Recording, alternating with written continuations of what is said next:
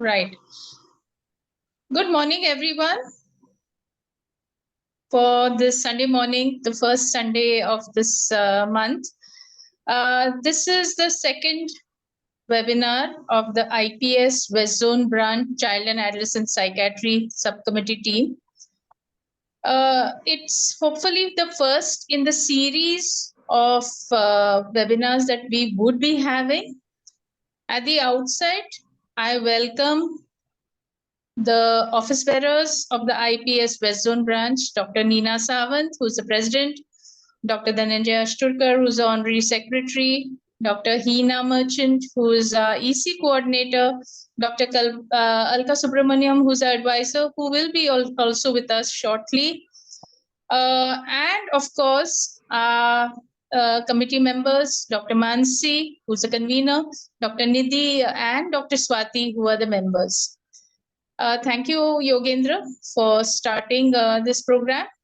I thank especially all the associations who have joined us today, all the office bearers of the associations who have joined us today, from the Psychologists Collective, from the Indian Speech Language Hearing Association, from the All India Occupational Therapists Association, the Indian Association of Physiotherapists, the Indian Association of Physiotherapists, the Women's Cell, and the remedial educators who have also joined in, and also the delegates who have joined in from all these various disciplines, including psychiatry, psychology, and the therapy teams. So just a brief for why we felt the need for this webinar. Actually, our first program was on, it's a continuation of activities that the Child and Adolescent Psychiatry Subcommittee has been doing over the past few years. So they have, the committee members last year, they developed an app for child and adolescent mental health, which involved actually putting down all the therapies that are available in various cities and centers of the West Zone, mainly Maharashtra, Gujarat, and Goa. And of course, this could probably spread throughout to the other zones. And this was to actually help in integrating, collaborating, and providing holistic care in the field of child and adolescent mental health. So as a continuation, we felt that there are lots of us, several people who are probably educated on the need for multidisciplinary teams working in the field of child and adolescent mental health, but not having the know-how of what exactly is done, one, so that we can educate our patients and their caregivers better, and two, not even having the resources or knowing where to contact the resource persons available to provide this care. So we thought that this first of this series would be actually one, initially to get all the associations and to get all the disciplines on board, to give a brief on the scope of services that they provide, how we can work collaboratively, collaborate, integrate all the therapies in our interventions, and also to have a couple of panel discussions on cases to actually elucidate how a multidisciplinary team can actually work in a specific case. There would be a Google form regarding feedback, which will be put on the chat. I request all the delegates to actually fill in the Google form, which is very important to us because this will actually help us to plan our subsequent programs. I know today being a Sunday, you all have all logged in at 10 o'clock, and it will be at least 2.5 hours of an academic program. Thank you so much for that. But I can assure you the next in the series would be a little shorter and probably would be a little more focused on specific areas only.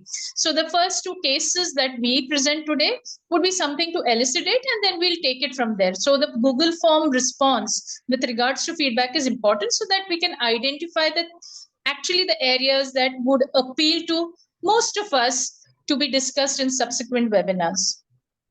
With this brief actually introduction, I again welcome all the therapy associations.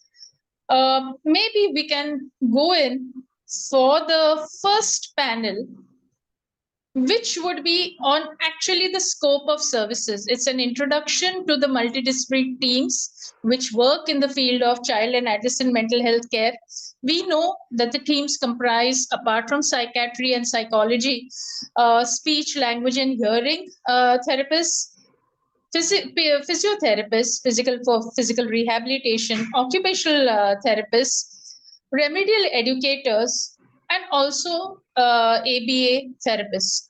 So for the first team, we have Dr. Mansi Somaya, who's a psychiatrist who has been working at Nair. Here, I would like to say that all the speakers can introduce yourself. The slide will be on the screen. So first will be Dr. Mansi, who is a psychiatrist, as I said. She would also cover the area of developmental pediatrics, because developmental pediatrics also form part of the MDT teams.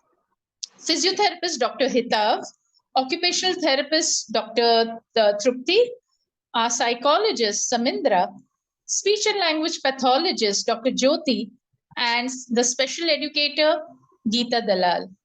So to begin with, I would request Dr. Mansi, from the child psychiatrist and from a developmental and behavior pediatrician's point of view, what is the scope of services in terms of assessment, differentials, or interventions, and working with teams that you see in this field of child and adolescent mental health? And how do you see the psychiatrist and the developmental pediatrician's role? Dr. Mansi, over to you.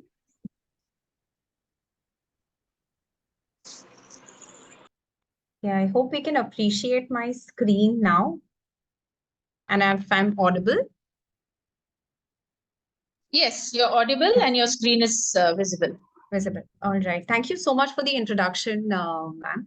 And at the outset, I'd like to thank the IPS West Zone, the complete team, for giving me this opportunity to share some insights on, the very topic that we are going to be discussing. I'll be sharing the overview of multidisciplinary teams, which is especially important in case of early intervention. So, as ma'am introduced, my journey started in Nair Hospital, although the school mental health clinic was introduced in 1976, and it's been almost going to be half a century. What we begin to see was that when children presented with various symptoms, irrespective of the diagnosis, there was not, we couldn't be laser focused only on on treating or intervening, assessing one psychiatric symptoms, but we had to take a multi-dimensional approach simply because any psychiatric disorder, or if we're talking about even neurodevelopmental disorders or manifestations of psychiatric symptoms in children, is not limited only to a certain one single factor. But we are aware of the bio, psychological, and the social model and the underpinnings which need to be the factors which need to be dissected, analyzed, understood, conceptualized in the emergence of the disorder, and how we can shift the trajectory by intervening by intervening within not only our scope but going beyond just the biological, just the psychological or social model. And that's where we realize that if we're looking at the entire holistic picture, if we're looking at a dimensional approach, we can't just we'll have to look beyond our prescription. We can't be tunnel visioned or laser focused on just one discipline, right? And that's where the question came, do we really need a team? Now, that depends upon what our goal is. Now, there is, of course, an extensive emphasis on how a team work should be, but making unnecessary teams also would be, more time consuming and resource consuming. So the question is that for most of the psychiatric disorders, especially which manifest in children and adolescents, and even in the assessment and management of disability as a result of illness affects different domains of life.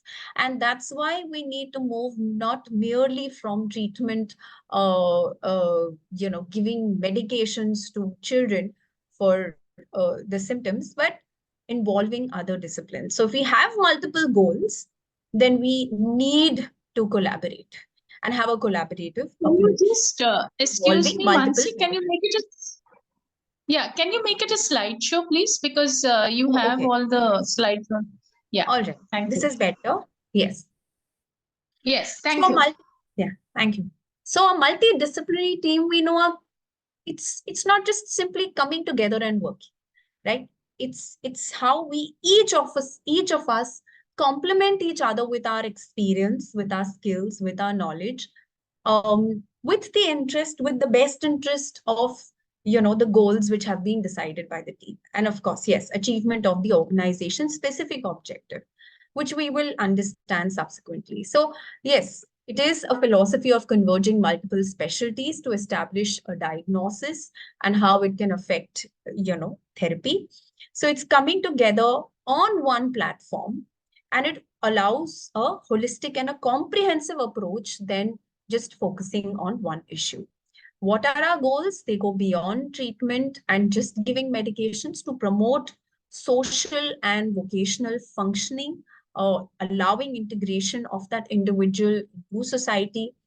As a team, it's more comprehensive, coordinated, and competently delivered services. And at an individual level, where the team members must be able to have that attitude and ability to work collaboratively with respect for other teams. So if I am the one to encounter a certain patient with psychiatric symptoms as a psychiatrist, or even if you are an occupational therapist or physiotherapist, you will be at a position to liaison with others. Now, how do we do it? Either you have a center of your own where you can have many disciplines come together, or you can liaison separately, individually with one discipline at a time. So we have various options that can be made available depending upon the resources that are available at hand. So the central feature of MDT is integrating the perspective ideas for accurate decision making, so that we can all exchange information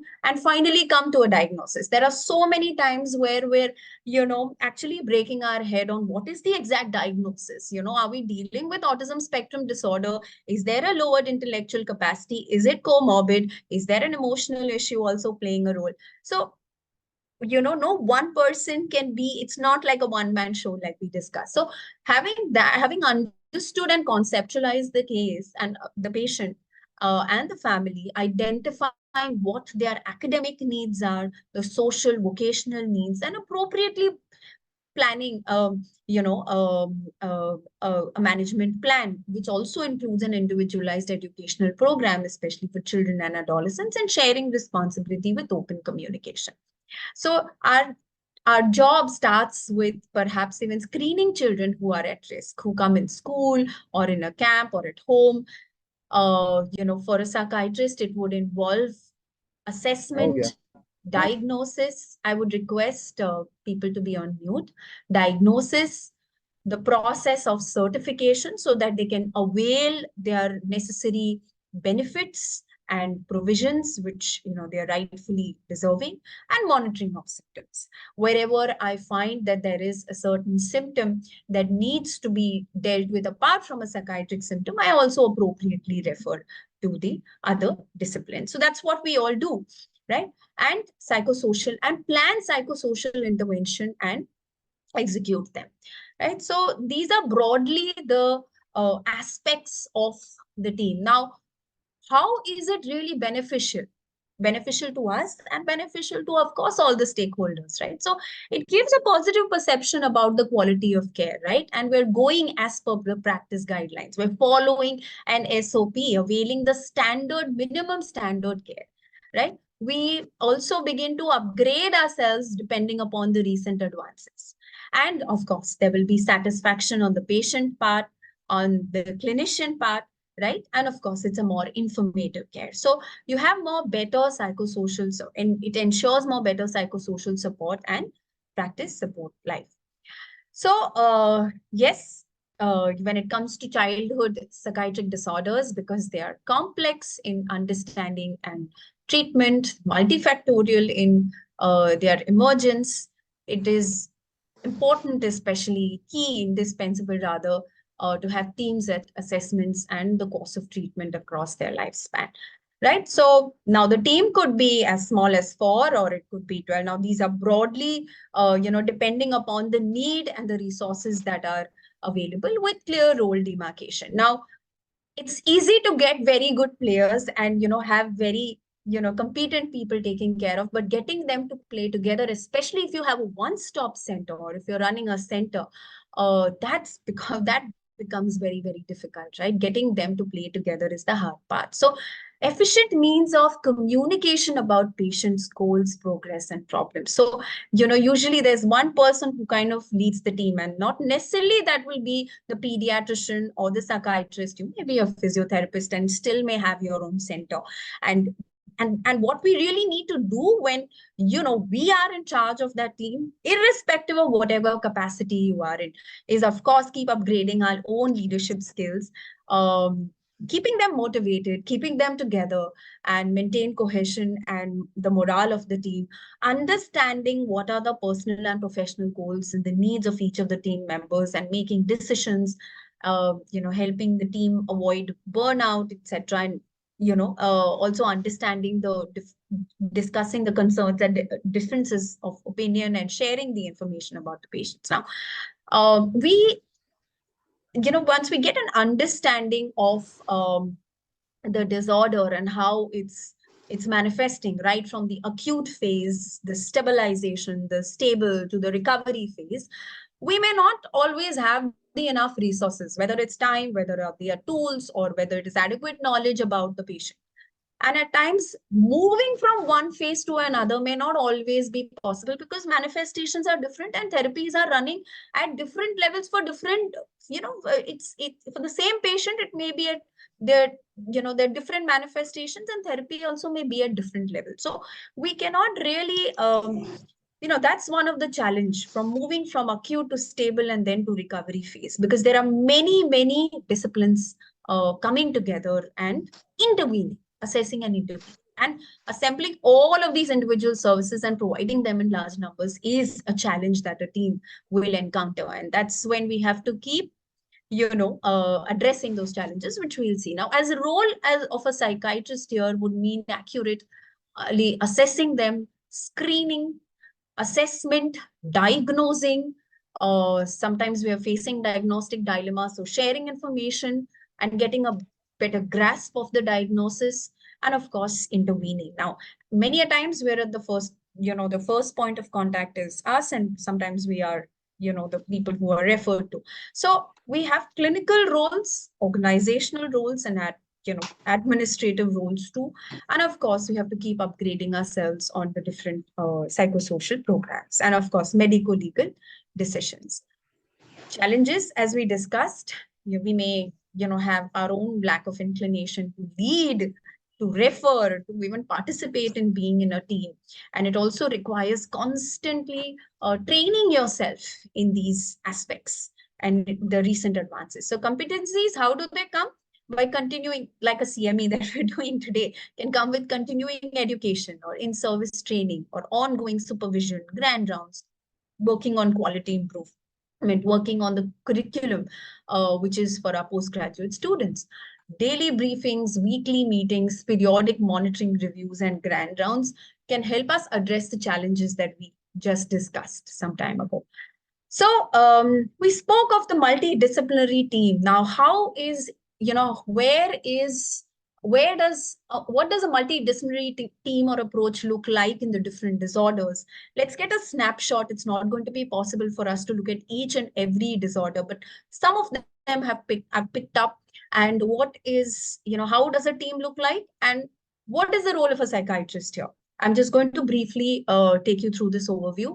So, say for depression, child comes with depression. It could be an infant who could come with rejection to feedback, or it could be a child who's declining academically, or refusing to go to school, or may have classical symptoms. Now, how does an MDD look like?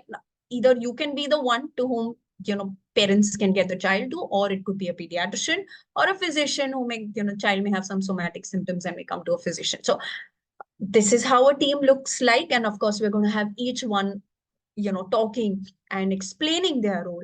But as a psychiatrist, my role is to assess, understand, exchange information, understand what are the risk and protective factors, share, especially liaison with the school, get a school report. Let's not hesitate to call the school teacher, the counselor, get a report from the other clinicians, the psychologist, do your own OPD assessment, have interdisciplinary rounds, and at the same time, appropriately intervene by means of psychotherapy. Of course, the role of a psychiatrist is also to treat the depression by means of medication, but going beyond that lens involve other team members. Say, for example, autism spectrum disorder. Children with autism spectrum disorder manifest myriad symptoms, and it will not the only person who involved, but again there is a team which is being involved. And of course we won't go into the details of that because we're going to have a separate case being discussed in the later on sessions. But the role of a psychiatrist would be to identify it earliest. The earlier we screen, identify, appropriately diagnose and refer to the different therapists, diagnose, share information with the family so that they can take appropriate help, understand what are the comorbidities across the lifespan and intervene. And of course, so that they rightfully get their provisions, have a disability assessment and certification. Right? So yes, there's the different roles, and won't go into the detail because it's going to be covered. But as a psychiatrist, my role is to screen, to assess, treat comorbidities, and refer and liaison, educate the parents about the different therapies available. ADHD, we know the different team members which are going to be involved. They're going to be discussed.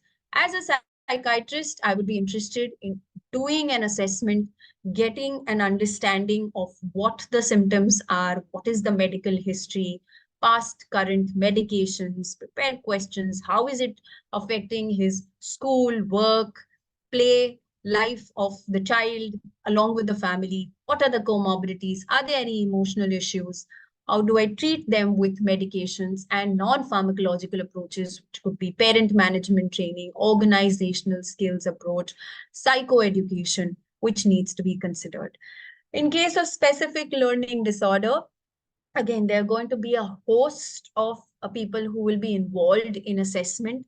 And for me as a psychiatrist, I would be interested to know also, along with understanding of what those specific learning errors are and where the child is declining, but how is the child doing in school, getting the school counselor to help the child, integrating the child in school, understanding if there is any other comorbidity, if there is a depression or an anxiety or a comorbid ADHD which is playing a role, and appropriately treating it along with pharmacological and non-pharmacological measures. Again, a team is also involved in child abuse. You may be the person to whom the child may report. It could be an OTist, it could be a physiotherapist or a psychiatrist. Whoever it is has to liaison with internal sources of uh, the hospital, the psychiatrist, the pediatrician, the gynecologist, and the forensic medicine expert, and of course, appropriately report, right? So as we go on these different cases, we will be discussing that. So this is just in a nutshell. And at Nair Hospital, the experience of just, their teams involved in per se assessing of autism spectrum disorder completely, like we have a holistic team who does it, where we refer to the different disciplines. Autism Dynamic Intervention is a school which is run by Nair Hospitals. The specific learning disorder assessment, which is done in detailed, comprehensively, and a Vivekanand Remedial Center, which again works with a team of psychologists and special educators, where children actually can avail the facility of remedial education and community projects, and especially child abuse. So just to conclude, most psychiatric and neurodevelopmental disorder, they have a biopsychosocial causation with multiple factors. To have a comprehensive approach, facilitate interpersonal learning and holistic care so that there is patient and family satisfaction, teamwork helps. It's needed to bridge these gaps in mental health care and solve complex problems. problems. We get an understanding of the different dimensions of, the disorder, and, in a way, it helps in more collaborative environment. So thank you very much. I'll stop here. Over to you, Jyoti ma'am.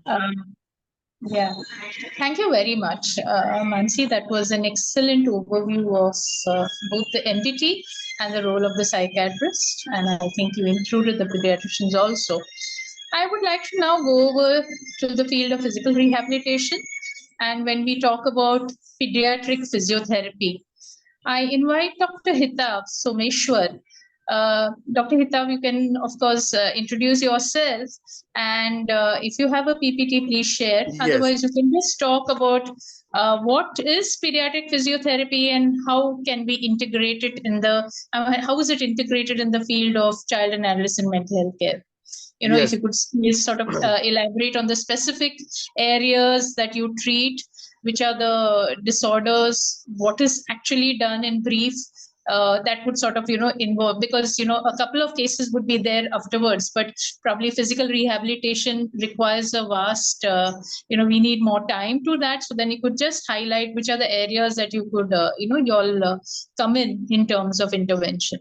Yes. Over to you, Dr. Hita. Yes, ma'am. Ma'am, I would like to share my screen. If Dr. Mansi can unshare, then I can just share my screen. Yeah, sure. All right. I'm just going to share my screen, ma'am. Can we all see it, ma'am? Yes, we can see it. Can you do it slideshow, please? Yes. Okay.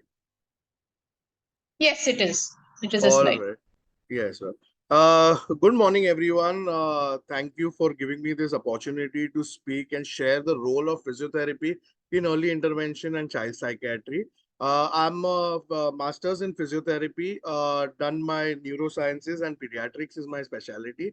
I'm an assistant professor working at the Physiotherapy School and Center and the newly opened Early Intervention and Rehabilitation Center for Children, which is run by BYL Nair Charitable Hospital in Mumbai. So coming to the overview of physiotherapy, so it is a healthcare profession that is focusing on assessing and diagnosing and treating physical impairments, disabilities, and injury through physical means of contact. So it aims to promote, maintain, or restore the physical function and mobility as well as overall well-being. So we even do preventive measures and we do compensation as well as we do is treating or restorative therapies as well. Generally, the physiotherapy is a 4-year undergraduate course with a 6-month period of internship. And we have a 2-year postgraduate course, which is done in various fields. And the field of neurosciences takes care of pediatric neurophysiotherapy. Moving on, what are the treatment modalities that generally a physiotherapist use is manual therapy, electrotherapy, exercise therapy, hydrotherapy, that is aquatherapy, which is newly spoken and very emerging branch. There is heat and cold therapy, and we do even prescribe assistive devices. So generally, right now, what Dr. Mansi spoke about the psychosocial model, which comes from ICF, that is the International Classification of Functional Disability and Disorders. So generally, the health condition is divided, and there is an interplay between the body functions and structures, which indirectly cause a activity limitation, which leads to participation restriction. Then these three can be taken into consideration, taking into consideration the environmental factors as well as the personal factors. So when a physiotherapist is assessing or is treating a patient, we take into consideration all the factors of the biopsychosocial model, wherein we treat the body functions and structures. We even treat them for the activity limitation that is present and therefore restoring their participation into the society, and we even modify their personal and their environmental factors. So this is what a physiotherapy basically does. Now, what is early intervention? Dr. Mansi has just explained that it is identifying and addressing developmental delays or disabilities in young children, typically from birth to age 3. In certain institutes and in certain centers, we go up to the age of 12 as well. And the goal of intervention is to provide timely and individualized intervention to promote the child's development and enhance their overall well-being. So what does early intervention include? It includes identification and assessment. It is always important to keep family first and involve the family in the therapies and in goal forming and in treatment. We make individualized intervention plans. Then there is multidisciplinary services that are, and physiotherapists are the best team players. We always like working in teams and with close collaboration with different multidisciplinary services. We provide our therapeutic interventions, and then once the child is a graduate of the early intervention program, we even work in their transition planning, because they need to go back to school, they need to go back to the society and different other centers as well. And then we help in getting them the community resources as well as the support from the community in taking care of the myths, disbeliefs, the social stigma associated with certain child psychiatry disorders, certain symptoms like epilepsy and seizures. So we even work in this field as well. And it plays in all this plays a critical role in optimizing the outcomes for children with developmental concerns, and this by addressing their needs at a critical stage of development and empowering families to support their child growth and development effectively.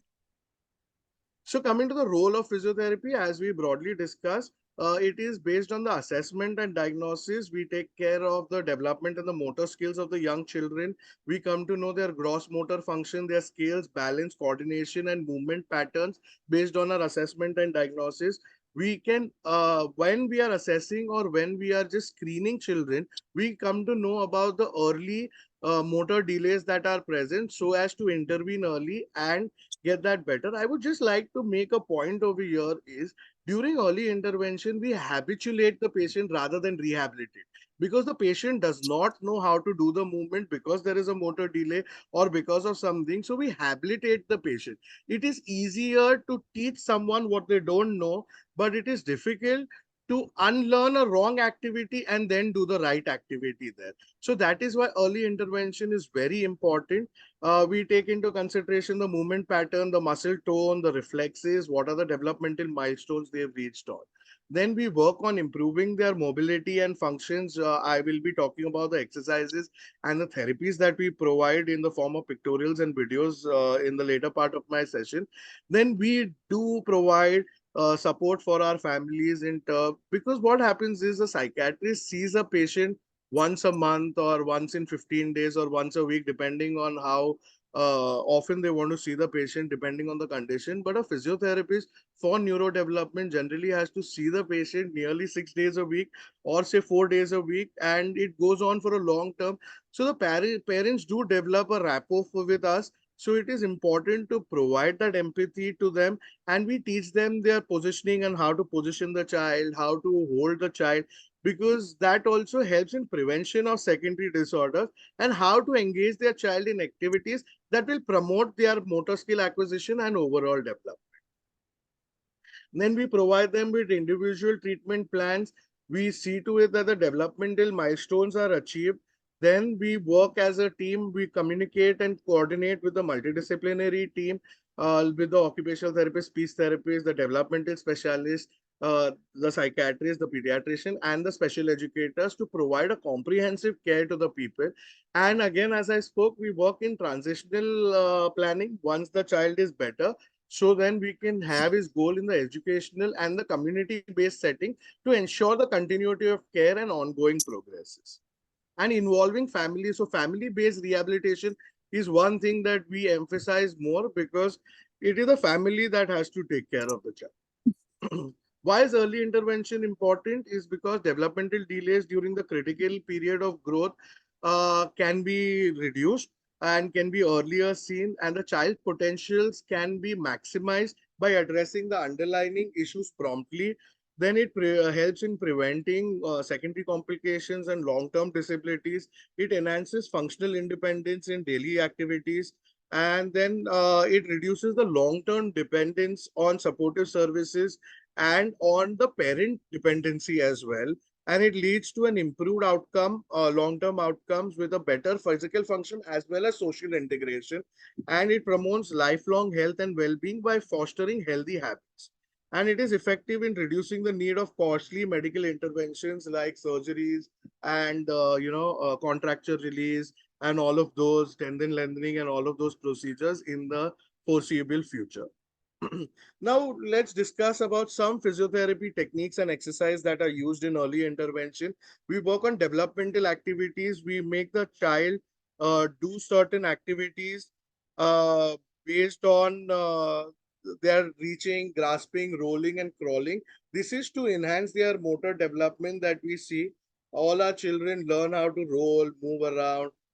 One of our child is learning how to go ahead and reach out to objects, because these are all important activities that a child will be needing in later life. Coming to the next thing, we generally prefer having the patient on the stomach more often. So this helps in strengthening the neck, back, and the shoulder muscle. It promotes head control and preventing the flat head syndrome. So this is our two patients who are at home spending time on their stomach, so as to develop the strength of the muscles that were just explained. Gait training, we use proper walking patterns, balance through exercise such as walking on different surfaces and navigating. Here we can see one of my colleagues just helping a child and facilitating him based on the NDT approach on how to move around and to do it. And the other photo shows a child using a pediatric roller to just move around and stand and just push the walker on his own and be mobilized. You see the happiness in the child's face and the mother's recording over there, and she's also happy seeing her child take her first few steps. So then we work on the coordination and balance exercises that challenge balance and coordination, such as standing on one leg, walking on a balance beam, and catching and throwing objects. We can see our children working over here. The children with autism, with children with ADHD, they prefer doing this because they seek vestibular and they seek different gravitational securities. So for them also, this is a good activity and they feel better at the end of the day. We work on the postural training also, because a child sometimes with low self-esteem or with depression always tends to have a stoop posture. So we work and we see that the stoop posture is corrected, so that there is better bodily awareness, self-perception of the body as well. So these are a few activities in which we train their posture. Then strength training, here you can see it's not needed to go to a gym, but while doing certain activities in a therapy center also, they get better. Here you can see a therapist, my colleague, doing it using therabands for the child. And the children enjoy this because it's like tug of war. We make them play with these therabands, and they like playing with this. So this also helps in increasing the strength of their muscles and thereby improving their functional mobility. Then endurance training, we have cycles and we have tricycles where the child is moving around. That helps in building up their cardiopulmonary endurance, because since they were delayed, or since they were a little delayed on the side, so their cardiopulmonary system is also affected, is what we have seen. So building on to their endurance training helps in a better in a better functional recovery of the patient, because they can play for a longer time. Then we have stretching and range of motion exercises, because the muscles, when they are placed in a particular position, there is stretching. So we have techniques which help in improving the flexibility, and it prevents muscle tightness or contractures. Here you can see the therapist is explaining it to the parent, because the mother has to go home and do it. Because the therapist is going to spend around 45 minutes to 1 hour. That is not sufficient for the child. So the mother has to learn that and keep doing it at home. So you can see that the mother is very keenly observing the therapist and understanding what has to be done. We at our center, the early intervention center, we do not have an aquatic therapy as of now, but in the second phase in the coming year, we are going to get an aquatic therapy, which is the need of the hour right now. You can see the children are so happy. This is one of our old patients who goes to a private center for aquatic therapy right now, because we don't have the facility.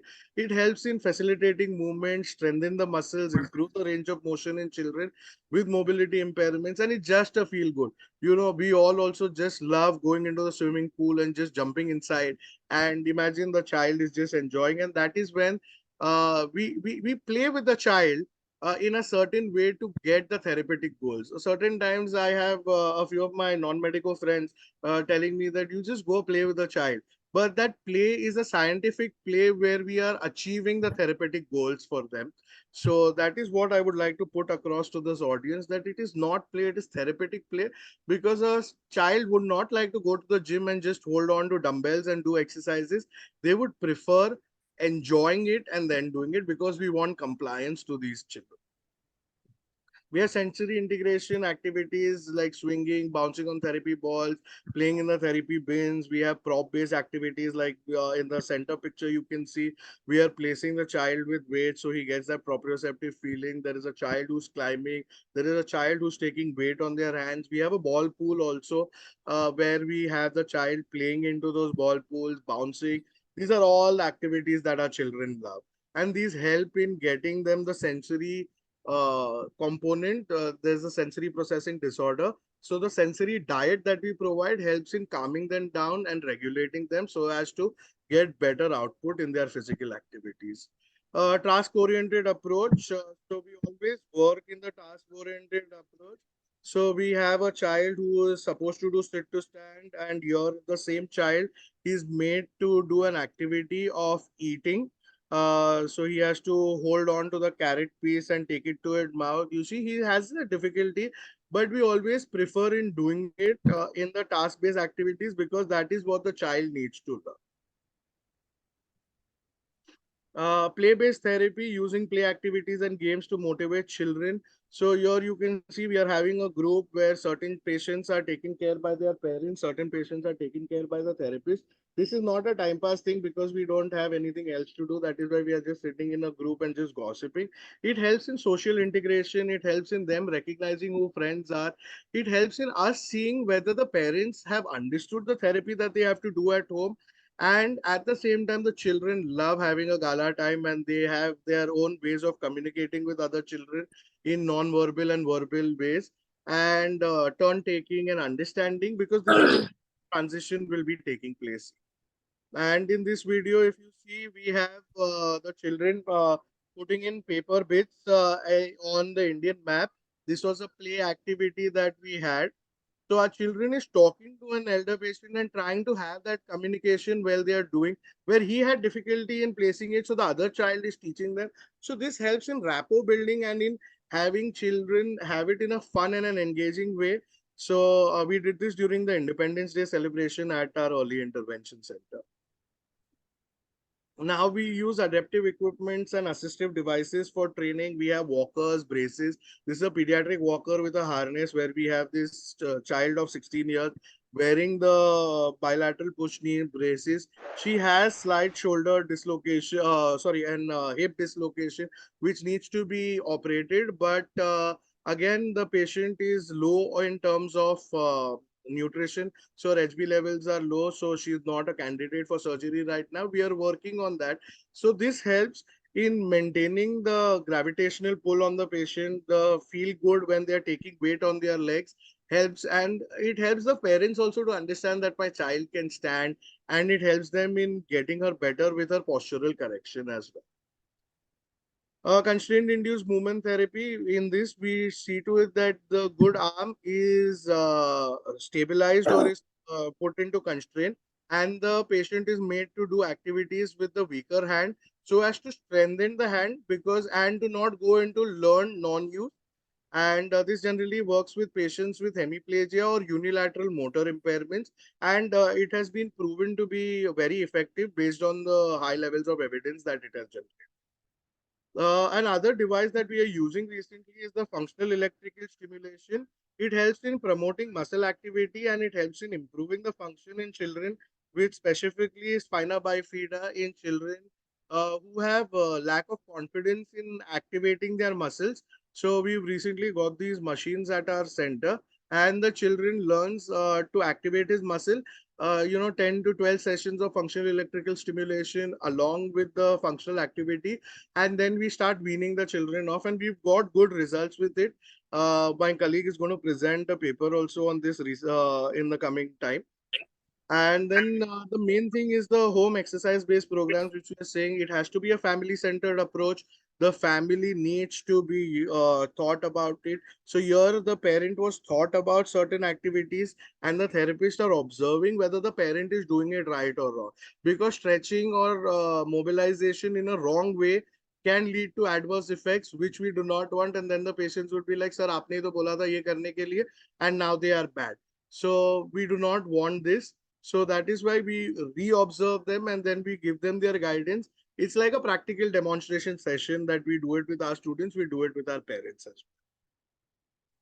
Now, how is physiotherapy and mental health connected? Physiotherapy helps in elevating mood and reducing symptoms of anxiety and depression. Regular exercise helps children manage stress effectively. Participation will boost self-esteem and confidence.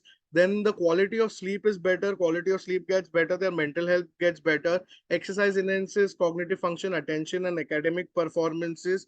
Physical activities provide opportunity for social interaction and positive peer relation, as we saw in the videos previously. And it helps in reducing the behavioral problems in patients with ADHD. So, Mansi ma'am, if you can refer those patients to us or other psychiatrists also, because in the team, physiotherapists were not involved. So we can have physiotherapy also taking in much role. So a patient can get better in them. It has a better positive body image and healthy perception of the self, and it helps in stimulating the neuroplasticity. Thus, it helps in enhancing your brain health, and it reduces stress. So, establishing exercise habits in children promotes long-term mental health and physical well-being in them. Why is multidisciplinary management important? Because it helps in comprehensive assessment of the child condition. It helps in addressing the physical, cognitive, emotional, and the social aspects. Then tailored made treatment plans are based on the needs and goals. Optimizing symptom management using diverse expertise and modalities. We also work on certain symptoms. The speech therapy department, the occupational therapy also works, and we do get better. And early intervention helps in prevention of complication and developmental delays. So a coordination care among healthcare providers and the resources, support and education for the child's family, addressing complex and multifaceted challenges of neurological disorders. It promotes functional independence across various domains, and long-term management, follow-up and adjustment to treatment plans is possible when we are doing a multidisciplinary care. What are the challenges that are happening is there is limited awareness among the different members of the multidisciplinary team about the roles and benefits of physiotherapy. There are resource constraints. There are financial barriers for the families. There is a challenges in interdisciplinary collaboration and integration of physiotherapy with other interventions, which we are working on. There is limited access to specialized equipment and necessary for young children. Difficulties in engaging parents and ensuring compliance with home-based physiotherapy programs is one of the biggest things that we are facing, but we are working on getting it better. Cultural and linguistic diversity also impact the attitudes towards physiotherapy. Then addressing the diverse and complex need of children through physiotherapy is also a challenge right now, but we are working with a collaborative effort. Transportation and accessibilities for the families to come to centers and travel is very difficult.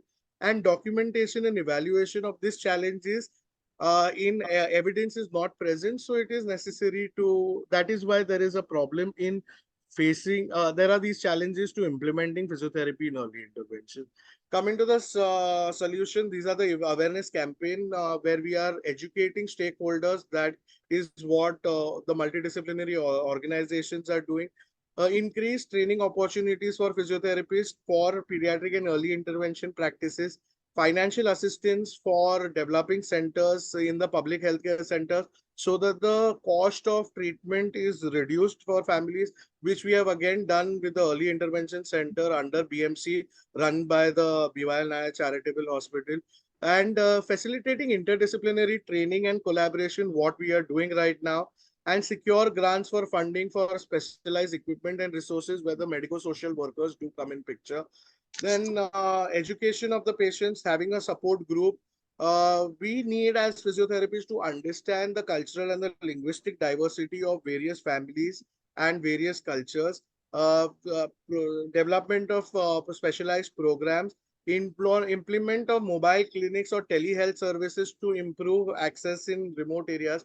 We have been practicing this after the post-COVID area, and documentation and evaluation tools for consistent assessment of effective intervention, because then only we'll be able to generate evidence and tell the world that, you know, physiotherapy does help in a multidisciplinary team for early intervention and child psychiatry.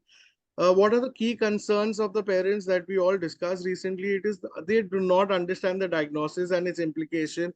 Where we are lacking is educating the parent about the prognosis and the future course of the disorder, concerns about the impact on their child's health, access to and affordability of physiotherapy services, effectiveness of the therapy in addressing the child's challenges, managing expectations for their child's progress, balancing therapy sessions with daily life is the key concern that a parent generally has. Advocating for their child with the healthcare and education center, and understanding the long-term prognosis for their child, and seeking peer support and network opportunities. So a lot of peer support groups and NGOs are coming in support for these parents to understand them. And, you know, like-minded parents, when coming together, they can share their grief. Happiness becomes double and sadness becomes half when you share it, is what we believe in. So peer support is what is needed for these parents. A few cases that we can discuss over here, last few slides. I would I think we would have to wind up here, Dr. Yes. Hitav, because Okay. yeah, if you could just summarize, probably we Yes. can take in subsequent webinars one specific area that we can discuss in detail. I Yes, think yes. you have given a wonderful overview, but I Yes. think we have to move on with the other Yes, therapy yes, teams. yes, Yeah, yes, yes. thank you. So I would just like to say no challenges can be overcome with appropriate solutions. Hum honge kamyab. Keep working and getting the child better, and together everyone achieves more. That is why working as a team is the best thing. And these are my acknowledgement, my beautiful team, which we are over there with our HOD, with our Dean sir, the two coordinators. And this is our multidisciplinary team at the Early Intervention and Rehabilitation Center. I'm sorry for overstepping my time, but physiotherapy has a lot of role. So, and I have tried to summarize it. Thank you so much. Thank you. Thank you. I know, as I said at the outset, I think physiotherapy has a large role to play, and it's very extensive to probably cover in 10 minutes. You did a wonderful job. Thank you so much. I think we will, and it was wonderful because I wanted to also put on record to say that, you know, one is the consistency, and then is the family, you know, getting the family involved and getting the home-based exercises done is so important, because that is a challenge for us when we are dealing with multidisciplinary teams and with individual patients and their caregivers.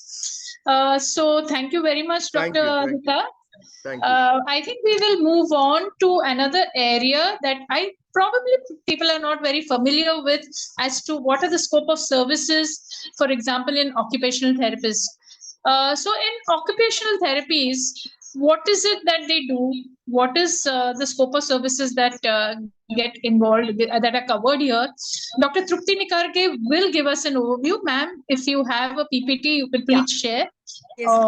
You know, and here I would just like to add that we have another, you know, 3 speakers also lined up, and then a couple of cases. So if you could just, you know, Sure, briefly summarize. Yeah, Yes, ma'am. thank you. We'll definitely take up individual, as I said to Hita, individual cases, and probably in subsequent webinars, we'll have much more scope for detailing what interventions are done. Thank you. Definitely. Thank you. Thank you. So good morning all. First, I would like to congratulate IPS Western Zone for such a great initiative of getting all the multidisciplinary people on the same platform. And I would also like to thank my HOD, Dr. Pratibha Vaidya ma'am, to giving me this opportunity to speak here today. I just happened to come across this quote, which was by Helen Keller: "Alone we can do so little, together we can do so much." And this was so appropriate for today, you know, like when we come as a team, we can do such a big change in our children's life. So as an occupational therapist, we play a vital role in multidisciplinary team of child psychiatry by focusing on the development and the implementation of the therapeutic interventions to enhance a child's functional abilities and promote their overall well-being. So what is occupational therapy? So basically, it's a profession that makes therapeutic use of occupations, including everyday life activities with individuals or groups, to support participation, performance, and functions in roles and situations at home, school, workplace, community, and other settings. So as an occupational therapist, we intervene in various psychiatric disorders. So mainly the autism spectrum disorder, where we help children develop skills to improve social interaction, sensory processing problems, self-regulation, and their daily living activities. We can assist children with ADHDs in improving their attention, organization, help them in time management and fine motor skills. We also, as an occupational therapist, provide sensory integration therapy to help children with sensory processing disorders to get better process and respond to sensory inputs, information around them, leading to an improved regulation and participation in their daily activities. In learning disabilities, we see lots of children coming with perceptual issues, coordination issues, and attention issues. So we help them solve that. Children with developmental coordination disorders, where we see lots of problems with their coordination, motor planning, and fine motor skills. And as an occupational therapist, we focus on that. In anxiety disorders, we use therapy techniques like relaxation techniques, the sensory-based interventions, and coping skills, and thereby help them to improve their ability to participate in their regular activities. In mood disorders like depressions, bipolar disorders, we support these children in developing their coping skills, building resilience, and engaging in meaningful activities and improving self-esteem and self-efficacy. In trauma-related disorders, we like in post-traumatic disorders, we help children process traumatic experiences and engage them into activities that can promote healing and independence in society. So, as an occupational therapist in a multidisciplinary child psychiatric clinic, we play a crucial role in assessing and addressing that child's functional abilities and their challenges within their environment. So we work along with the psychiatrists and psychologists and other professionals, to provide holistic care. So first we conduct comprehensive evaluations to assess the child's sensory processing abilities, their motor skills, their self-care abilities, their play skills, and overall functional status. Then we collaborate with other team members to develop individualized treatment plans, which can be tailored according to each child's unique needs and goals. And then later we provide them therapeutic interventions aimed at improving their fine motor skills, their gross motor coordinations, their sensory processing abilities, their self-regulation, social skills, and ADLs. Also, we recommend many times modifications to their child environment, such as giving them adaptive equipment, sensory accommodations, and ergonomic adjustments in schools, at home. Many a time, just a simple sitting arrangements can help the child, to get some changes in their activity levels. So all these can support their functioning and improve their participation in their school or home setups. Also, as earlier speakers also said, we have a family-based and we are a first contact which has to spend a maximum time with our parents and caregivers, because these are the children who comes to us for daily for therapy. Like to doctors and all, they go once in a month or once in a week or so. But for therapies, these children are in a regular contact with us, and so we work closely with these parents and caregivers to provide them education and training and support them in implementing all the strategies and techniques so that we can make the child functioning better in the school and at home. And we also collaborate with other members of the multidisciplinary team so that we ensure a coordinated approach to care and provide consultation with other professionals regarding occupational therapy perspectives and consultations. So when we have to have a successful therapy sessions, what is really important is to have a dynamic interaction between the child, the environment, and the task. And so our focus of assessment is always mainly on the person, the occupation, and the environment. So when we look at the person, we look at them holistically. Like all the earlier speakers said, first we look at the child from the motor to the emotional aspect. So when we are looking, we look at their fine and gross motor development, then we see that the sensory systems, whether they are appropriate and they're optimally processing and their regulation is fine. We check the sustained or divided attention of them to the people and activities around the child.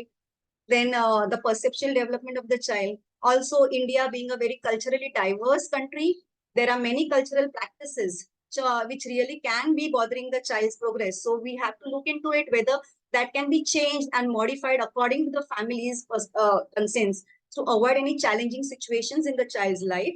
Socially also, sometimes we have to look into the relationships which the child is experiencing and that is causing these responses and try to change them or help them to modify them. Also, emotionally, sometimes the child experiences some emotional issues which can be regulated. So we have to evaluate the child as a whole rather than looking at one aspect. Then the occupation. Our children's main occupation is being a student or having a peer play. So we have to evaluate the task at hand. We have to analyze what the task is troubling, what in that task is really troubling that child or is the most difficult part of the child. And we need to modify them according to the child's requirements to make it less problematic. Then we evaluate the environmental facilitators and the barriers and see what in the environment is not optimal for the child or is really causing some trouble. And we try to modify the environmental factors for the child to be optimally functional. Also, we need to analyze the behavior. What we actually see is just the tip of an iceberg. So we really need to analyze and look for the antecedents and the consequences of this behavior and see whether it is a sensory thing or it is a behavioral thing. And then accordingly, our treatment approach really varies for the child. So these are few intervention strategies which we apply. It's a short movie, so I'll just keep it running and I'll talk about it. So basically, when coming to interventions, we have various approaches in child psychiatry and we to address the specific needs of the child. So some common approaches which we use are sensory integration, which is a very well-known and largely practiced, and everybody must have really heard it sometime. And it really focuses on helping children regulate their responses to sensory inputs like touch, movement, sound, vision. And we address sensory processing difficulties and promote their adaptive responses to sensory inputs by introducing them to various challenges, but that are just right challenges in therapy sessions. As you can see in this movie, we use majorly sensory-based activities, like you can see how the child is overcoming vestibular and different obstacles. So all this can and environmental modifications to help the child process and integrate the sensory information more effectively in their daily life. Then we can also use developmental theories to assess the child's skills and abilities. Sorry, and tailor interventions to support their developmental needs. Then we also incorporate our cognitive behavioral techniques into our interventions, which help children identify and challenge their negative thoughts and behaviors and develop coping skills and manage their symptoms of anxiety, depression, or other psychiatric disorders. Our aim is to use purposeful activities and tasks to help children develop skills and achieve therapeutic goals. These activities may include our daily tasks, living tasks such as feeding, dressing, as well as recreational and leisure activities, which can promote socializations and engagements. We also, as an occupational therapist, many times need to assess and modify the child's environment to support their participation in their daily activities, in their school, community, and promote their optimal functioning. So here we may have to make adjustments to their physical environment, like just simple adjustments, their sitting areas or their garments or their walking aids, as Dr. Hita also spoke, and make their environment sensory friendly many times for our children with autism spectrum disorders. They're having lots of sensory issues. Make the environment accommodations in the school and home settings can be needed to be changed or modified. Then we also have play-based therapies where, and as the Dr. Hitav said, play is being used therapeutically in our sessions. It is an essential part of our children's development, and we use it to address various issues the child is facing. We use this to help the child express themselves, develop their social skills, improve their emotional regulations, and practice problem solving. We at Nair Hospital, as you can see in the next video, we have group therapy sessions for children with IDs or autism spectrum, and we have seen really remarkable improvement in our children's social behavior as well as overall development. Through these groups, we also introduce them in participating in various activities, like celebrating festivals, parties, etc. Overall, we play a very vital role in addressing functional aspects of child's mental health and well-being, promoting their participation in their daily activities, social interactions, and academic performances. Also, so the various approaches which I talked about, we use a sensory integration approach, the neurodevelopmental theory approach, cognitive behavioral, activity-based, and environmental modification and play-based therapies. So to conclude, I will say combined approach is a must in treatment. So we have to have all the teams coming together to have really get a good change in our child's life. And in this pediatric rehabilitation, we always need to evaluate and re-evaluate every moment of a therapy session. And it is always a team approach, and every professional is an important player in our team. So, we have to always have a multidisciplinary team, and that is really going to benefit our children to have an optimal functioning. Thank you. Thank you so much, Dr. Trupti. That was really succinct and keeping to the time. Thank you, and it was a very great overview. I think we will go to an area that I think we as psychiatrists are very familiar. Psychologists and psychiatrists work together much more frequently, I think, in several spaces. So the next speaker would be Samitra Sawant, who will give us a role of where child psychologists come in the multidisciplinary team. I know, as I said, even for physiotherapy, the scope of services where child psychology, whether it is assessment, intervention, is huge. And which is why we would probably, take up in specific webinars, the areas that we have described just now. But probably Samitra can just give us a brief overview on their role as a team member. Thank you, Samitra. And as I said earlier, you can, sort of self-introduce as your slide is being, your introductory slide is being displayed. Yes. Samitra. Thank you, Dr. Jyoti. I promise I will be succinct. I'm just going to share my screen.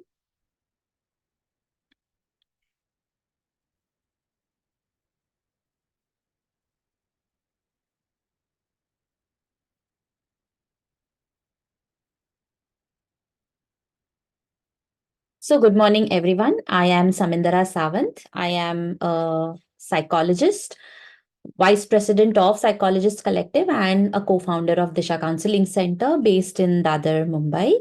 I have been working in the field of mental health for the last 27 years now, and recently have also taken up and been active in advocacy in mental health, which is where my role as an office bearer of Psychologist Collective comes into the picture. Now, moving on to multidisciplinary teams, we've already heard a lot about the need for different healthcare professionals to come together for whether it's diagnostic purposes, interventional purposes. And I'm going to talk about this very famous African quote, which I'm sure all of us are aware of. It takes a village to raise a child. And in case of a child with neurodevelopmental, emotional, or mental health challenges, this core team of professionals actually becomes a very important part of that village, and each of us have a super important role to play. Of course, psychologists can and do contribute in this multidisciplinary team across the process, right from the first contact to formulating a diagnosis to creating an intervention plan, and of course, implementing certain interventions. And I will very briefly talk about each of these. Often it is the counselor or the psychologist who may be the first professional that the parents contact when they are faced with any academic, emotional, or behavioral challenges, especially in the school setup. Many times neurodivergent behaviors, if they are of a mild to moderate nature, may be first observed by school counselors in school settings or by teachers who then report it to the counselors. So many a times, psychologists and counselors become the first point of contact that the parents actually come to in case of sensing difficulties with the child.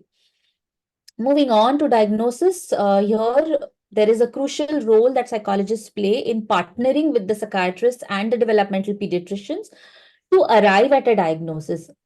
And how do we do this? We do this by using various assessment tools, psychological tests, rating scales, questionnaires, screening instruments, as well as clinical observations about the child's behavior.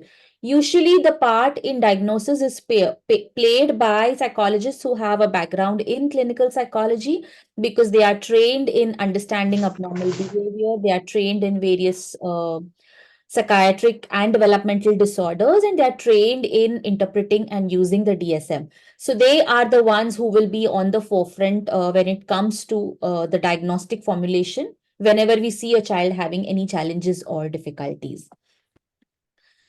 Then comes the next step, which is intervention planning. Once the diagnosis is in place, here as psychologists, we contribute with respect to certain specific suggestions that can help to work on the child's symptoms.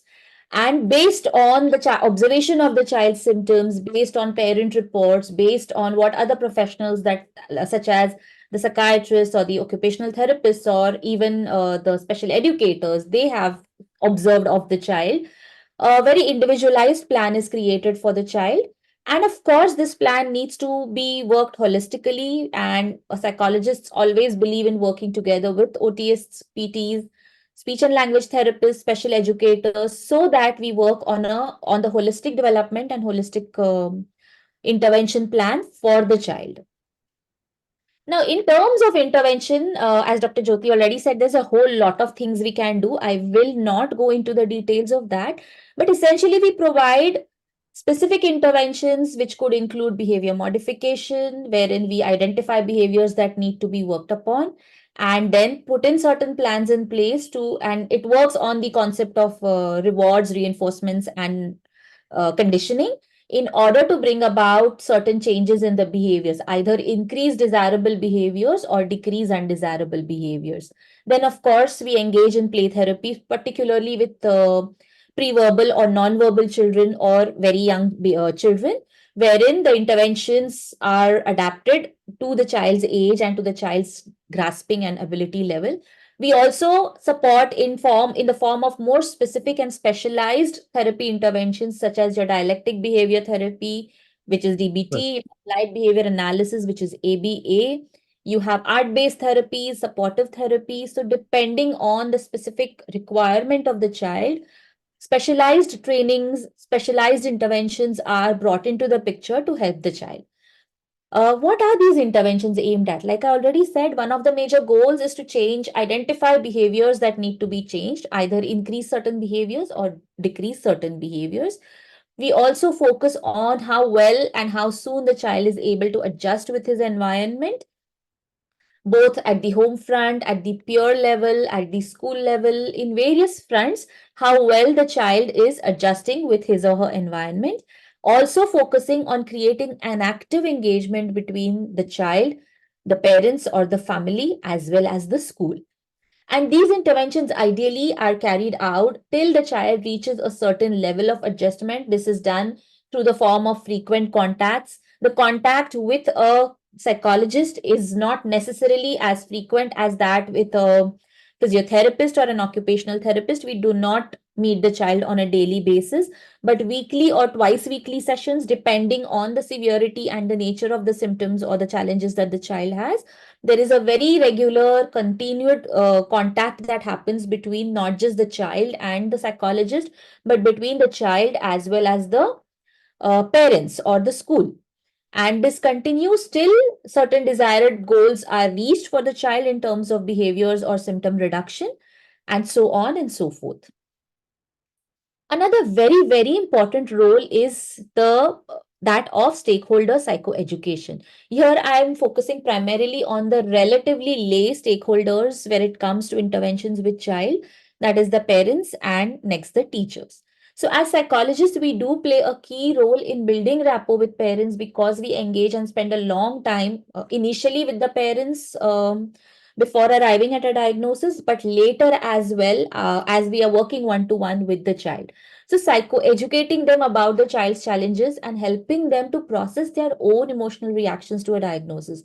Oftentimes, when the parents are first presented with a diagnosis, they go through their own emotional churn. They go through the stages of, grief, so to speak, of denial and anger and all these various phases. So being there and holding space for the family, for the parents, to be able to navigate through all these emotions to make sense of what's going on for the child, helping them first settle and calm and reach a stage of acceptance so that they can be an important partner, they can be an important factor in the interventions that we plan for the child. Because all of us know that if the parents are active partners in the interventions, the work goes a lot deeper and a lot smoother. Similarly, we also help liaise with teachers and the school authorities so that we can get the best possible accommodations for the child, depending on the school's level of readiness, depending on the school's level of acceptance. We know that there is a vast degree and range there. There are many schools today who are very inclusive, who are very pro children with special needs and inclusion, but there are many, many more who are not. So there is a lot of resistance, there is a lot of difficulty that comes from the school front many a times.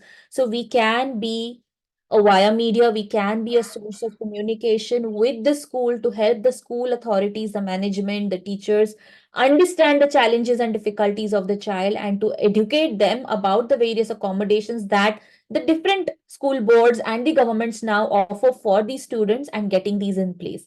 So these are this becomes a very, very important role in terms of how we bring all of this together for our child. And I'm going to stop here as and not go into the details of the various modalities that we use up. Thank you. Thank you very much, Samindra. So since we are really running short of time because we need to discuss a few cases also, I think the next speaker is Dr. Jyoti, who's a speech language pathologist. This another interesting discipline. If I could invite Dr. Jyoti to start her presentation on scope of services or just speak. You can please introduce yourself, Dr. Jyoti Moite. Yeah, I'll share my screen. Yeah, thank you. Can you hear me? Yes, we can hear you. Okay. Thank you so much. At the outset, I would like to thank Psychiatry Association, the Western branch, for taking this most required initiative, and also thank them for giving me this opportunity to be a part of this team. I am an associate professor at Department of Audiology and Speech Therapy at BYL Nair, and I know we are running out of time, so I promise to be really very short. I'm going to skip what is multidisciplinary team because most of you have really spoken about all this in a great length. But yes, let me tell you that many a times for the multidisciplinary, delay in communication and language development will be the often the first signs where you will be seeing in children, and then people realize that something is wrong with this child and they will approach doctors. So definitely early diagnosis and treatment is very essential for them, which everybody has emphasized now. Yes, earlier is better. What I am going to focus on is the role of an SLP. When you're sending or referring... Can you move into slideshow, ma'am? Yes. Slideshow. I'm so sorry. I'm so sorry. Yeah. So when you refer to a speech therapy, when you talk about speech therapy is just one part of the roles and responsibilities that we have. A child can have problem in speaking, that is in production of speech, then yes, we have to play a role of a speech therapist. But many of these children do not have enough vocabulary or language to communicate itself. So then we have to work on the language skills as well. Many a time children will only have difficulties in their voices, and there is absolutely no problem in the amount of language that they have or the kind of speech that they will have. It would be very clear, but voice may be affected. Then we have to play a role of voice therapist. Then there are many children or adults who will have problems in fluency issues. That is their they do speak, they have enough language. However, the manner in which they speak is interrupted, or everybody knows about stammering and stuttering, right? So those are a part where we will have to work specifically on the fluency aspect of their speech. Then there are people with cognitive communicative issues, so we will have to handle them differently. Similarly, then there are some people or children who will have difficulty in swallowing and feeding related issues. So we have to play the role of a speech swallowing therapist there. Additionally, ours is a twin field. We have to work along with speech. We also have to cater to the hearing aspect of it. Without hearing, no learning can happen. Therefore, important is to do their audiological assessment. Many a times, children who have difficulty in hearing, they undergo cochlear implant, and then we play a role of an auditory verbal therapist. Children who come to us with learning disability, we also have to play a role in literacy development. Then there are some transgenders where their voices do not match the gender that they belong to. We do play an important role there too. And we can also be a part of a voice coach to a professional voice users like singers, teachers. And many a times with all this intervention also, many a times speech will not be a goal, but communication is. And therefore, to decide what alternate and augmentative communication system is to be provided to this child, we also have to play a role of an AAC specialist. So in terms of responsibilities of an SLP and MDT team, like everyone else, yes, we also do play a part in assessment. And our role does not begin only when the child goes to school or something. It is the newborn child also. Our role in screening them for hearing assessment or seeing about their feeding issues in NICU itself, till the time across the lifespan, a speech language pathologist services may be needed. So even for geriatric population, where they get maybe they have dementia, then their communication is affected, or some stroke patient comes to us where their communication is affected, we do have a role to play in assessment. After doing the assessment, yes, important is to come to a diagnosis. And as somebody mentioned, there is a diagnostic dilemma many a times. Like recently, I'm seeing a case where we know this child was a child with a developmental delay, but he also had a fluency issue. But along with the fluency issue comes so many of anxiety issues. So he has also been labeled as having some autistic-like features, so autism. So I am going to definitely discuss this with our psychiatry department also, whether to really label this child as ASD, because fluency also can cause all the symptoms which will overlap like features of autism. So once we do this differential diagnosis, we also play a role in goal planning, which will be important so that we can have a proper direction for our therapy. It could be an individual therapy face-to-face, or we can provide telemode therapy also. So, or depending on the need, or wherever there is social communication difficulties, we would also like to take group therapy. And we, of course, counseling is an integral part of speech therapy. Right from the first contact of the patient till the patient gets discharged, counseling is ongoing. And as I already mentioned, we play a role in selection of alternative and augmentative communication boards to the patient. Additional responsibilities would be not only just after the diagnosis, but many a times we also have to play a role in prevention and identification, wherein we would promote like the vocal hygiene habits to take care of voice so that the voice does not deteriorate. Or maybe we will educate the people about the ill effects of the noise so as to prevent the hearing loss. So prevention and identification is also one of the responsibilities. Likewise, suppose if a person has any speech difficulties and there is no surgical intervention possible, then to select a prosthesis for speech. For example, say cleft palate person comes and there is a velopharyngeal insufficiency, then we would also play a role in selecting the prosthetic device for them. Or there could be some patient with laryngectomy where we would want to give them a voice prosthesis. So we also play a role in that. I already mentioned about social communication therapy. And of course, one of the responsibilities, very important responsibility of a speech language therapy is advocacy regarding the rights of the persons with disability. So we educate the parents with regards to what their rights are, and also do help them out if they have to, they need help in any of these areas. Another responsibility is in terms of consulting for environmental modification. For example, people who have voice difficulties and they're working in a noisy environment, they have to shout a lot. So we can suggest certain acoustic modifications for them, or maybe some little changes in their environment, wherein instead of just shouting, they can use mics. Some such small strategies will be given, which are going to improve their quality of life a lot. Our role does not remain restricted to the clinics. Of course, we have to liaison with an educationist, or at times when there are fluency problems and because of the communication problems, when a person is facing too many mental health issues in their workplace management also, we will have to, we do liaison with the workplace managers and do counsel them with respect to the expectations that they should have. And it is not that if a person is not able to speak properly, he may not be able to work at all. So educating the workplace managers or the teachers in the educational setup to give opportunity, equal opportunity for this people with communication disorder is also very important. Our role also, we can also play a role like as an expert witness with regards to interpreting of our speech and hearing test, what could be its legal interpretation.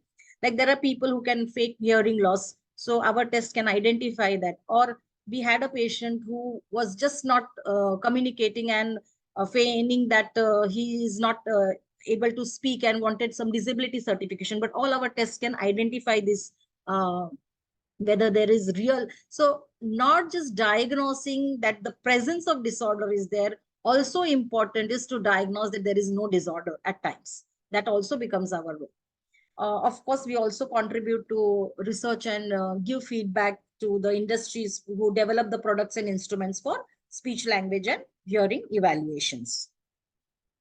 So like all other specialties, we also have family-oriented care. Sometimes we do provide community-based services in terms of arranging like awareness camps or diagnostic camps, using public education material. Or in children with like oromotor issues, we do have oromotor and feeding and swallowing interventions to be done. And of course, being in an educational setup, we can work towards manpower development or training other co-professionals and liaising with them. So ultimate aim is to create a more communicative friendly environment. So what we aim is that we have to remove the barriers so that a child can have full participation with, whether it is in his educational setup or in his workplace setup.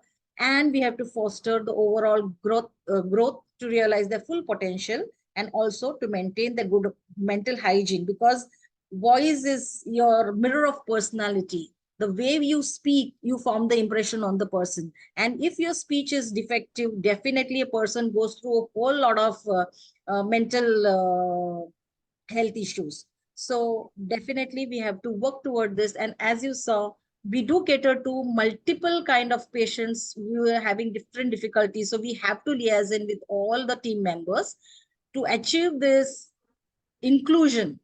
Of course, the answer is multidisciplinary team is what I feel. Thank you. Thank you so much, Dr. Jyoti. That was succinct, as you said. We will go to the last and final intervention by the special educator. I know this is a very labor and time intensive intervention that is done. So without any further ado, I hand over to Mrs. Geeta Dalal. Ma'am, you can continue with your introduction and your scope of services in terms of remedial education. And here I would like to add that, if people could just check the chat box and please fill in the feedback form so that it helps us develop further webinars. It also gives us feedback on us how to progress. And there was one question, though this was something that was introductory as a scope of services sort of panel. We are not going to have a Q&A. We are anyway running out of time. There was a query on what is the difference between OT and PT. Hopefully the speakers, Dr. Trupti and Dr. Hita, could put in the chat box how they could differentiate in terms of their scope of services. Yes, over to you, Geeta ma'am. Thank you. I'll put the feedback form again on the chat box.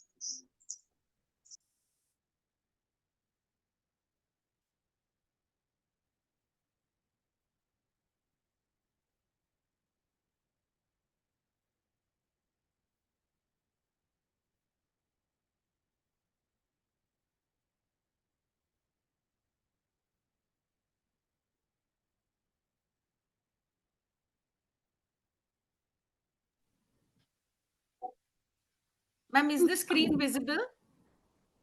Ma'am, I can share your slides if you want me to. Please do that. I will really appreciate. I'm sorry this is not happening from this end. Thank you so much for that. Good afternoon, everyone. And thank you for this lovely opportunity, the team who has organized it. My name is Geeta Dalal. Ma'am is putting on the slides. And I am a special educator. I'm working in this field for many years. Can we have this as a slideshow, please?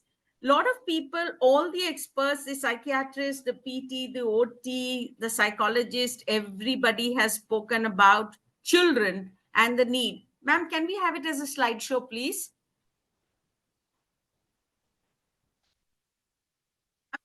Talking about the role of special education and the need for early intervention. So earliest intervention, it starts at day one when people realize that something is happening with the child. You know, the intuition of the parent is definitely there. Now, early intervention as a special educator, honestly, people start only when they think that the child needs to be studying. But that should not be the case, because the abilities to read and write are not the only things that require special education. A special education will start seeing all the possibilities that are going to be possible for the progress of the child. Can we have the slide, please? Next one. So the special educator only has to deal with if any child is not able to learn anything in the manner that the child is being taught. How is it that we change that style to be able to accommodate the need of the child? So whether it's an ability, a disability, whether there is a diagnosis or no diagnosis, the first teacher is the parent who realizes that the child is not learning in the way that I'm teaching. And a special educator, if approached at that time, can really start doing wonders, because when the child starts realizing and the parents start realizing that things are not happening the way it should be, it's not age appropriate as we call it, then goes things for a toss. It's starting with the mental health of the parents, where acceptance becomes a difficulty, and then of course everything drops onto the child. Can we change, please? So for neurodivergent children, the practice of educating the student, which does not have to be necessarily a school setup, the thing is to accommodate the individual differences, the abilities, the disabilities, and the special needs. And Samindra ma'am has already spoken to you that every child will then have an IEP, because that is what is accommodating the need of the child. You change, please. Okay. There is no one size that fits all. There's no one size that fits you and me also. Okay. If you're buying a thing, simple thing like clothes, I'm buying double XL, but another person with double XL, it fits differently. The bodies are different, the minds are different. There is nothing that fits everybody. So IEPs being prepared is individualized, and specific need of the child is going to be addressed. So starting from infancy, whether the child is infant or a toddler, when the child is at risk for everything, anything in the developmental areas of physical, cognitive, communication, social, emotional, sensory, or adaptive, the entire team has been here from morning speaking of all these needs, where each one contributes to the well-being of the child. Because all that anybody requires in life is to have a healthy, happy child. So towards health, there are many professionals who are working, but every parent and expectation in the world is that the child studies. And that's where the special educator comes into being. The teachers start with the UDL plan, that universal design is done, that they have it in their plans, that now multiple approaches are being used for reading, writing, speaking, giving an opportunity through tech, through groups, through individuals. Everything is being done. And yet there is one segment of the population in the triad, in the top level, which requires a one-on-one. So in spite of schools or anybody having changing their format of teaching where they are including the auditory, the visual, and the kinesthetic. In spite of that, there will be one segment of the population which requires that specific help. And believe me when I tell you that everybody in life can succeed. The success rate is being measured differently by different people. You may think they are not succeeding. I may think that one little step is also a progress. So one phonemic sound, one spelling getting correct is also progress to me, to another person that may be, oh, it's just nothing because it's not age appropriate. So UDLs work wonderful because the entire class benefits on it. And yet the role of the special educator steps in when there is beyond this UDL need. Can we change the slide, please? So it can be done in groups or individuals, small group segments. There are, say, 10 children who cannot do spellings. They could be from different divisions. They could be from different classes also. The rules of spelling could be taught. Movement can be done because movement opens the door to learning. Movement is always beneficial when it is done in a group. Of course, individually also it can be done. Then reading, writing, if the need is beyond the group level, there is no need to put the child in a group where the child starts getting frustrated and mental health is affected, because in a small group also, the progress may still not remain the same. So once again, then it comes as an individual need and one-on-one sessions can be taken. Can we move it, please? Okay. It could be a pull-out session where resource rooms are set up in schools. Like the place where I'm working, it's a resource room setup. And that's where, the child comes into the resource room for one specific goal or two goals or three goals, which are there in the IEP. The IEP always caters to what is going to be the role of the multidisciplinary team, who is going to do what work. And push-in sessions are also there, where the special educator enters the classroom, sits with the child, and then works with the child in that setup. So inclusive schools can have that. People who are not inclusive, once again, Samindra ma'am's words, ma'am, that, it is the school which has to be open to these ideas of accommodating and giving that permission that work be done with special kids. So other than that, the PPT that I have here, I will just try to share screen once. Can we switch that off, please?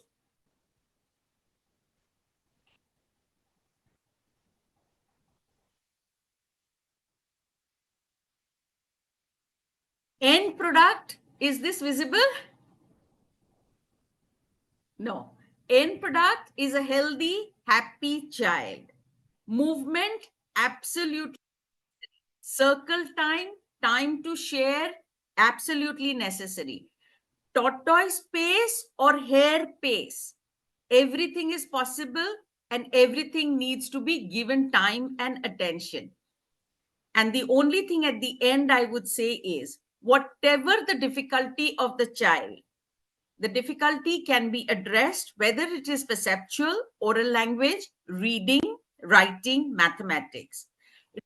Writing, mathematics, curriculum-based assessments are done. If the child does not have a psychoeducational evaluation already in place, because that is where the special educator picks up, seeing what is the lag and what is the area in which one needs to step in first to have a healthy, happy child. And I would request everyone at this juncture to just raise your hands and stretch your bodies and then feel, what does it feel to have that? Because you've been sitting for more than 1.5 hours. And this is exactly what children in special needs learn, because sometimes they're bored, sometimes they're not understanding, and they need to move. So if we can have structure, if we can have movement in their lessons, Paul Dennison says movement opens the door to learning. So whether it's Crispiani method, whether it's brain gym method, go for it. Take help, dear parents, and multidisciplinary team always works best. Thank you so much for listening to me. Thank you, ma'am. Thank you, Geeta ma'am, for that. And this ends the first part of our sessions. We will move on. I think we are just running about 10 minutes late. We will move on to the case discussions. I don't think we will be having any Q&A for this session, though there was a question with regards to occupational therapy and physiotherapy differences. Dr. Hitav has already put in the chat box about the differences. We can always have a discussion later if time permits. I will hand over at this stage to Dr. Alka to coordinate the next case discussion on autistic spectrum disorder. Dr. Alka, over to you. Thank you so much. Am I visible, audible?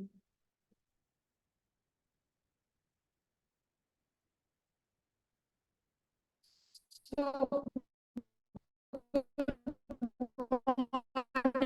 everybody, and we had an interesting start to the day, I think, with that complete brief and overview of how the MDT or the multidisciplinary team works in child and adolescent mental health. As Dr. Jyoti is already, by the way, Dr. Alka Subramaniam, Associate Professor of Psychiatry at Nair Hospital, and also the advisor of the Child Psychiatry section of the Indian Psychiatric Society West Zone. Am I audible? Yes, ma'am, you are. Okay, thank you. Someone wrote audio. I was wondering.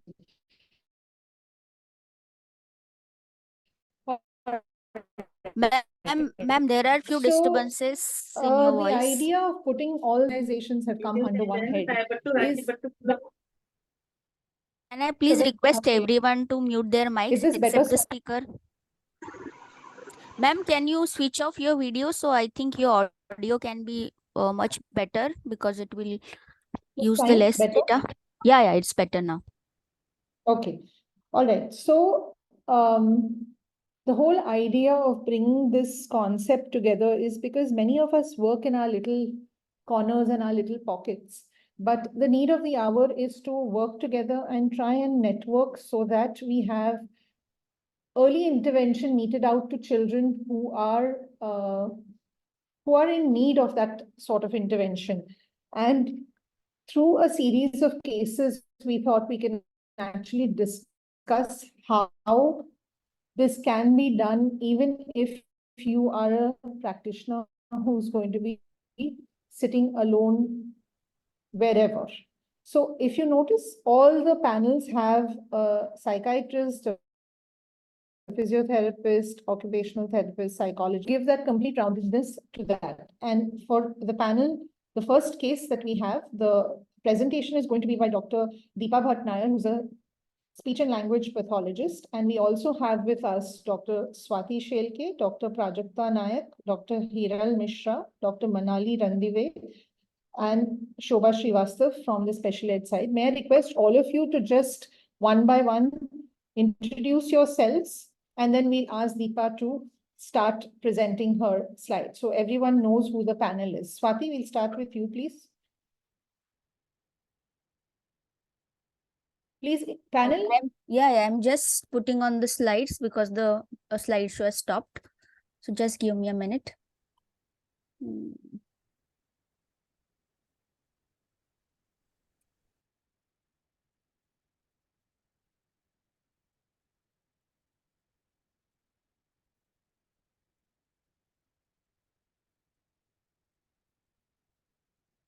Since the slideshow is not working, I'm just putting it in this mode. I'm Dr. Swati Shelke. I am Assistant Professor in Department of Psychiatry at Early Intervention and Rehabilitation Center for Children, which is run by B.Y.L. Nair Charitable Hospital. I had done my MD Psychiatry and Fellowship in Child and Adolescent and Mental Health from Nair Hospital itself. And I am also a member of IPS West Zone Child Psychiatry Subcommittee. Thank you for this opportunity, ma'am. May I request Prajakta to please introduce herself?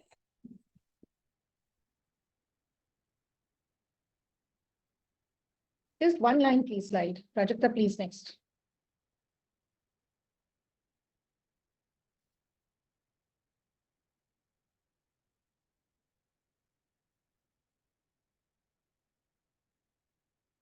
Prajakta? Hello, am I audible? And now you are. Yes, yes. Oh, good morning. I'm Prajakta Naik. I am a physiotherapist. I am practicing with early intervention and rehab center for children with Nair. I'm an assistant physiotherapist there. I have done my certification in PNF. Oh, thank you. Thank you. We'll Yeah. just one. I'm sorry. Yes, yes. We have the slide on. Please just introduce yourselves in one line. Thank you. Good morning, everyone. Dr. Hiral. Good morning, everyone. I'm Hiral. I'm a pediatric occupational therapist practicing in Bangalore. Thank you.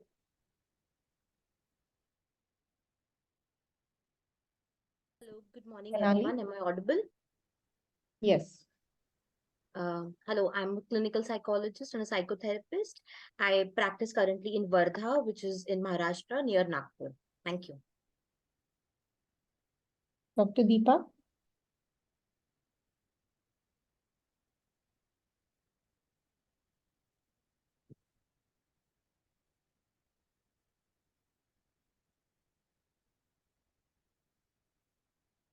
Deepa.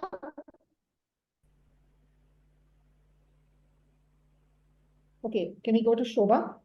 Yeah. Hi, my name is Shobha Srivastava. I'm a special educator from SOPAN, which is an organization which has been providing services to children and adults with autism and developmental disabilities for the past 22 years. Yeah, thank you. Thank you. And has Deepa joined us? Deepa, can we have you? You can.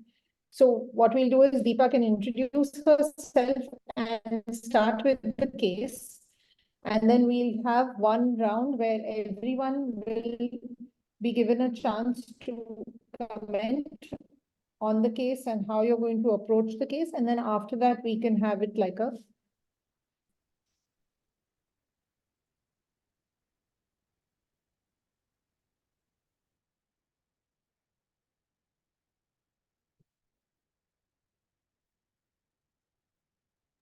Yes, Jyoti, you've raised your hand.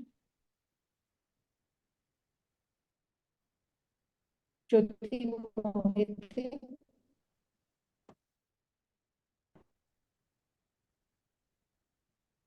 All right, is there a technical issue? Can someone please call?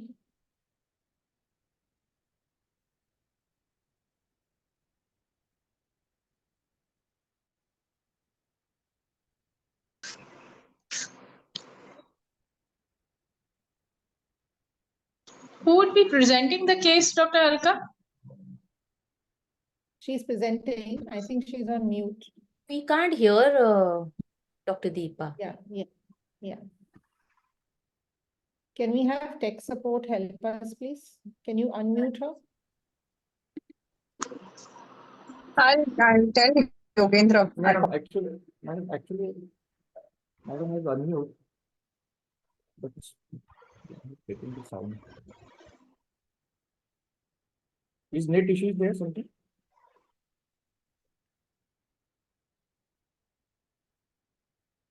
Okay, can I request you to put the slide on so we can at least, why don't you log out and log in again? Yeah.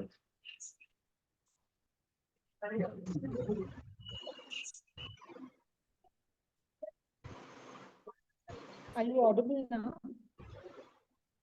Maybe you should log out and log in again. Yes.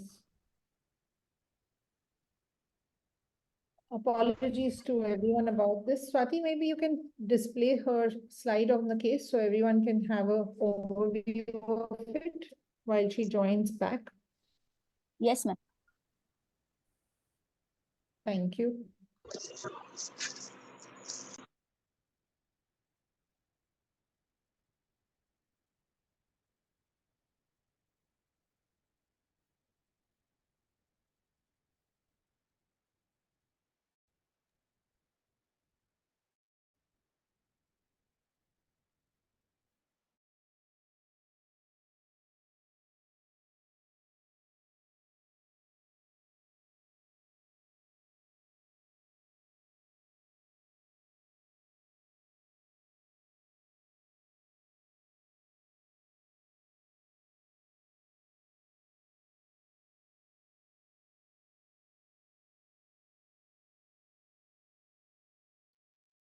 Can everyone see the slide now?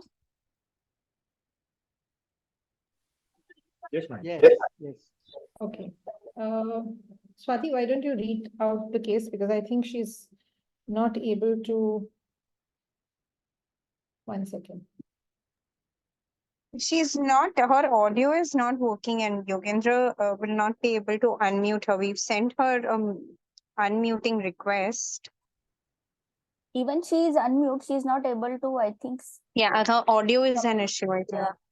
Yeah. So we have a 3.6-year-old. It's okay.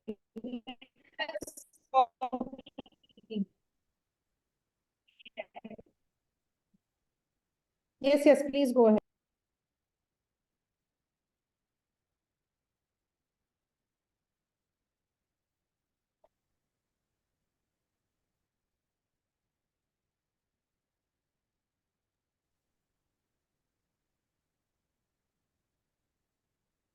We have a 3.6-year-old child with no speech, no pointing, and he communicates by dragging the adults. He is very restless. He does not sleep well.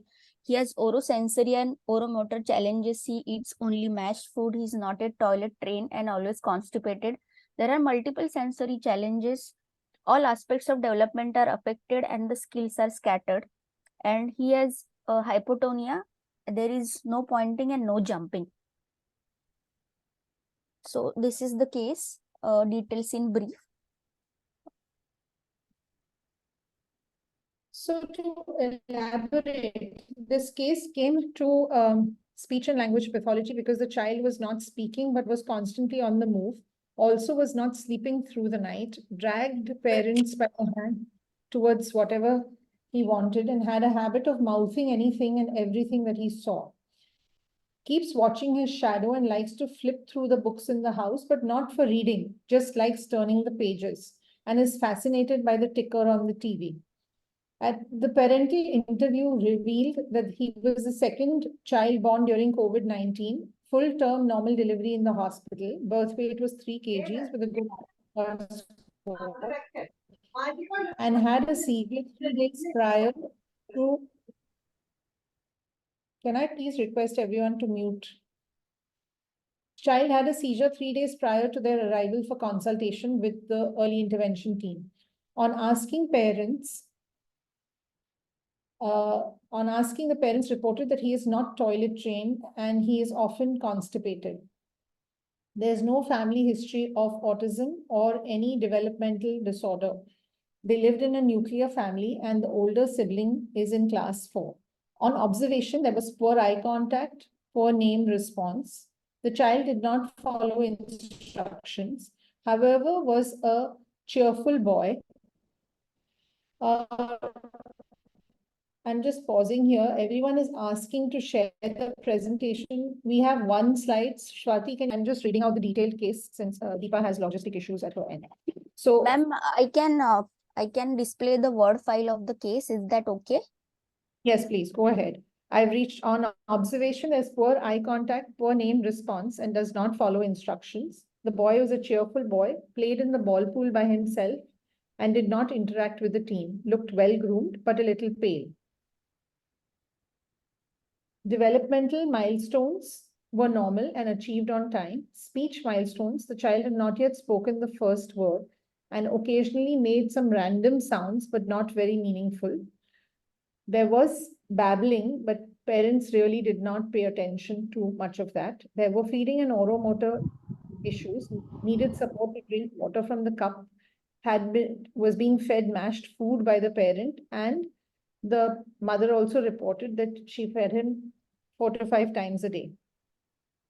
Parents would try to get him to sleep for 8 hours at night. However, he would wake up often and disturb everyone at home and hardly slept during the day too, and was prone to temper tantrums, particularly if there was a change in his schedule, refuses to allow his hair to be cut.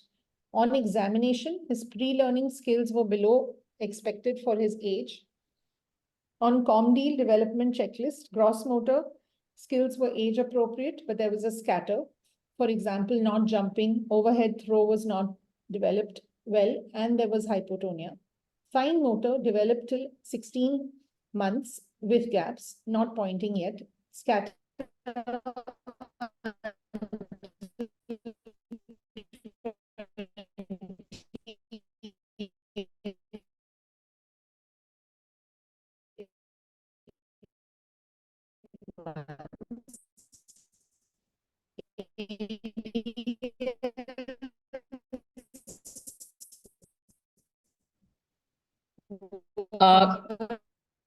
My audio is okay. Yes, ma'am. Deepa ma'am, your audio is audible now, but Alka ma'am's audio is not very audible. Yeah, so should I read out the last part and then we can continue? Or do you want me to do that?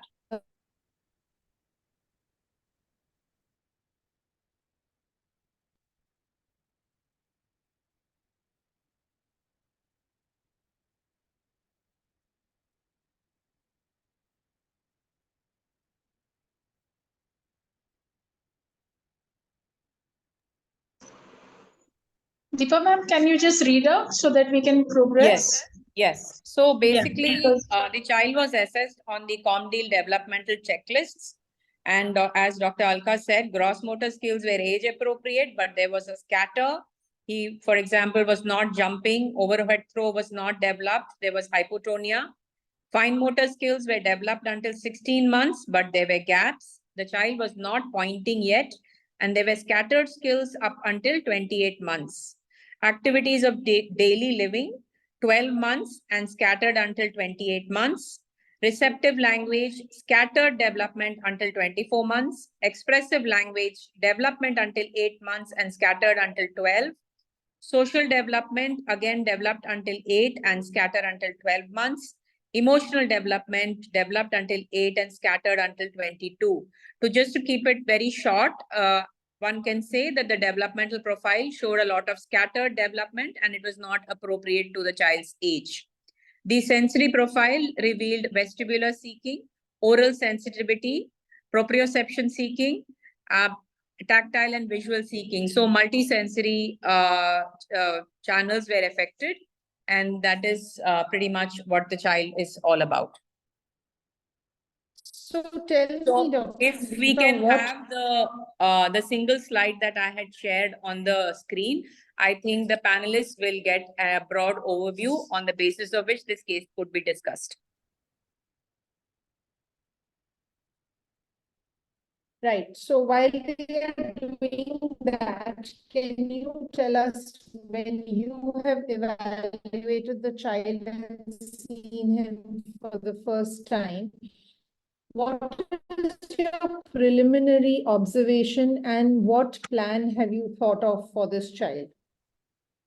Yes. So my preliminary observations were that yes, this child, his pre-learning skills are impacted.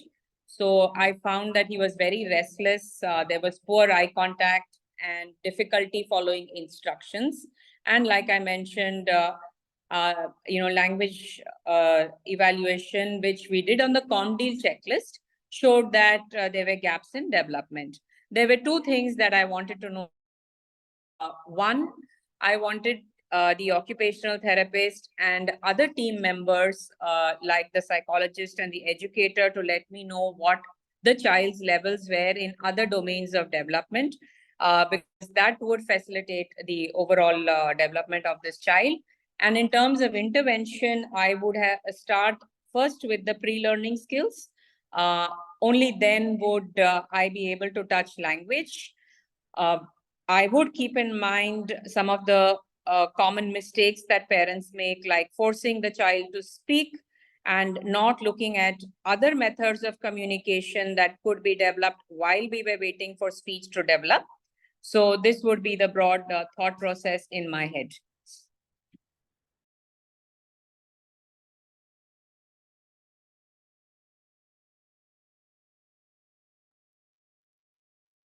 Okay, thank you. Is there anything further in terms of assessment that you would want to look at? Yeah, so two areas that we will assess. Number one is the pre-learning skills. So the domains under that would be sitting tolerance, attention, compliance, eye contact, awareness of the surroundings, So this would be the assessment of the pre-learning skills. And as a language pathologist, I would look at how much does the child understand language, at what level is the child, if the child is not speaking, but is he able to communicate through gestures, is he able to communicate through emotions, expressions on the face. Once the child began to settle down, I would also look at oromotor examination because there is history of feeding issues. I might not do that in the first intake interview, but I would wait to develop some, level of comfort with the child, and then would assess on the ComDeal oromotor checklist to find out where there were gaps in the oromotor development. All right, thank you. Swati, when I'm going to ask you to give in your inputs on this case, but also if you could put the single slide, Can you which repeat is what you sort said, of because a I'm not able bird's to eye view on the entire case. And you can come in, Swati. Yeah, ma'am, I'm here, but I was Am I able to. audible now? Now Is you're it audible, better? ma'am. Yeah, can you just repeat what you said, ma'am? Just really sorry, I couldn't hear you. The single slide, if you can display that, please. It is displayed. It is displayed, ma'am. No, we are seeing the Word document. I have given one PPT slide which gives the overview of this case. Okay. Yeah, back to the original slide. Can Okay. everyone see it now? Yes. And now you can give your input, Swati, please. From a psychiatric perspective, what all are you going to be Yes, looking ma'am. at? So first of all, in this case, even though this is a case of ASD, when the child comes to us, there are parents come with complaints mainly of delayed speech, because that is the major area of concern for the parents. And when a child like this comes to us, we have to conduct a comprehensive evaluation about the child's antenatal, perinatal history, natal history, and postnatal history, his early development, including milestones such as speech and language acquisition, social interactions, motor skills, and adaptive behaviors. Our main focus will be on the social and language milestones. This involves assessing social communication skills, repetitive behaviors, sensory sensitivities, and the presence of restricted interests. So when we ask the first social milestones, that will be of social smile, but many parents definitely do not remember a lot of social milestones. So we ask a very few specific social milestones. One is joint attention, which comes by 8 to 9 months, where the sharing of the interest from the child, whether it is present or not. The second one is proto-imperative pointing, which is if the child points at something indicating the need that he wants that thing, that is a proto-imperative pointing, which comes by 12 months. And also the proto-declarative pointing, where the child points at the things just to share the interest that the child likes that thing, or he just wants you to show that thing. So these are mainly few social milestones which we give a lot of emphasis on. And also we have to ask about other developments, like I have already said that motor, fine motor, gross motor, language milestones, how the child, even if there is a delayed speech, how the child is communicating non-verbally also is very important. So a lot of non-verbal communication that is delayed in child with autism, that is response to name calling, giving eye contact, like looking at the face while communicating. So a lot of history that we see in children with autism is there is definitely no pointing. A child communicates his need by dragging the adult, even not looking at the face of the adult, as it is in this case.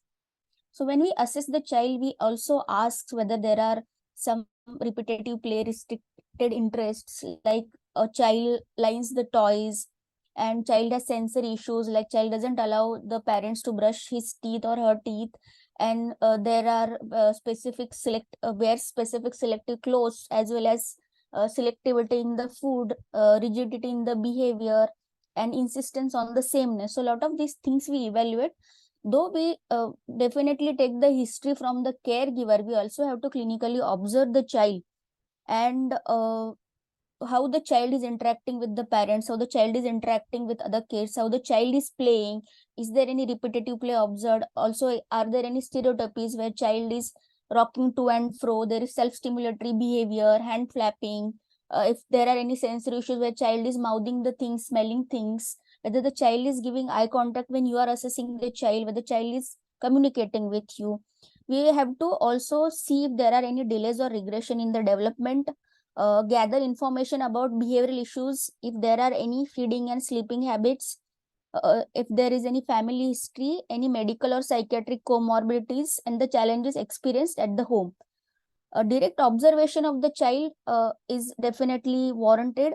And also we do a standardized assessments in form of modified incline tool, which is used for the diagnosis of autism, as well as to quantify the severity of autism. We use Indian scale for assessment of autism, that is ISA. And then these are the assessment that we do. Thank you. So, and the Indian scale and incline is something that is mandated by the government. So it is important for us to really follow that mandate. Thank you, Swati. And that's a very exhaustive assessment that one has to do. And I'm going to ask Prajakta now, who's our physiotherapist on the team, to give her inputs, particularly keeping in mind that this child has hypotonia. So what is it that you're going to really think of when you're assessing and plan? So, ma'am, assessment as per the Word document history that was received, the patient has achieved all motor milestones on time. On time is most important because hypotonia per se is always present in most of the time it is present in all the autism spectrum disorder conditions, but none of his functional abilities are compromised because of the hypotonia that is there. So we would not focus on hypertonia per se. We will assess his muscle strength. We will assess the balance function of the child. We will assess how is his arousal and all the other sensory history that the parent give. And based on that, we will decide the program. So if the tone is not an issue and is not being a problem in the functional capacity of the child, we will not. Hello. Hello. Go ahead, please go ahead, Prajakta. Yeah, so we will not majorly focus on the hypotonia per se. We will work on the core muscle strength. Here in this patient, we have seen in the history that he needs support to drink water from the cup, and he also needs, so there we would focus more on activities wherein the shoulder girdle muscle strength will be worked upon. And other than that, we can, because we are thinking of the multidisciplinary approach out here, we can always coordinate with other teams and find out what part of the what is the aim from their point of view. Like if speech therapist is working on communication of like pointing towards an object or asking for an object, then we can imbibe it in our activities such that we can make the patient more like participate in that form, so that he can point out to the activity while working on the shoulder girdle muscle strength. I will try and share the screen here. Where can you all see it?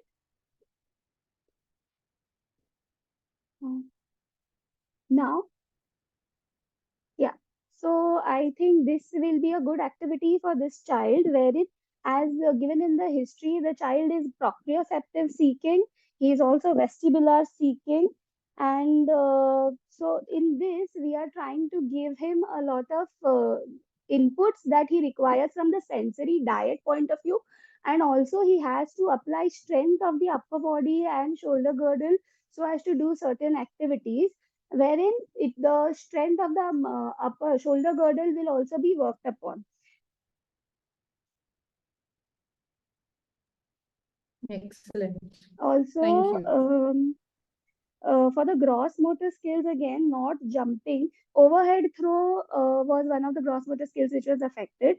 So that will also be taken care of once the shoulder girdle strength develops. And the gross motor skills such as jumping and all, that could be again due to some sensory issues which are dealt with by the occupational therapy department in conjunction with them. Then we plan our treatment accordingly. And then if the patient is having gravitational insecurity, then the treatment plan is designed such that we overcome these hurdles for the patient. Thank you, Prajakta. So this is a very important point that just because you see hypotonia on a report, do not react to that single thing. Very often we think of it as a red flag wherever the child goes, either the parent or, in school or so on and so forth. It has to be seen as a whole picture. And what is important is to understand what is the functional capacity. And that is what Prajakta has highlighted even with that example. So thank you, Prajakta. And we go on to Hiral. Can you please tell us your inputs from the occupational therapy perspective? What are we going to be looking at? Yeah, sure, ma'am. Ma'am, is it okay if I share my slides because I've prepared a slide for that?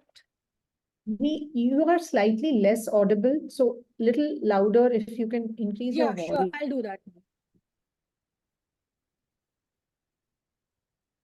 So good morning, everyone. So the case is related to autism. I'm so sorry, I'm not able to navigate this. Maybe you can speak. It's okay when the slideshow comes on. At least let us know your views because it's already Yes, ma'am. 12:10. Ma'am, because this case has a major sensory challenges and the slides will give a comprehensive understanding. So just give me a minute. Let me try. If not, then I will just kind of summarize my session. Okay, let me go this way. Yeah.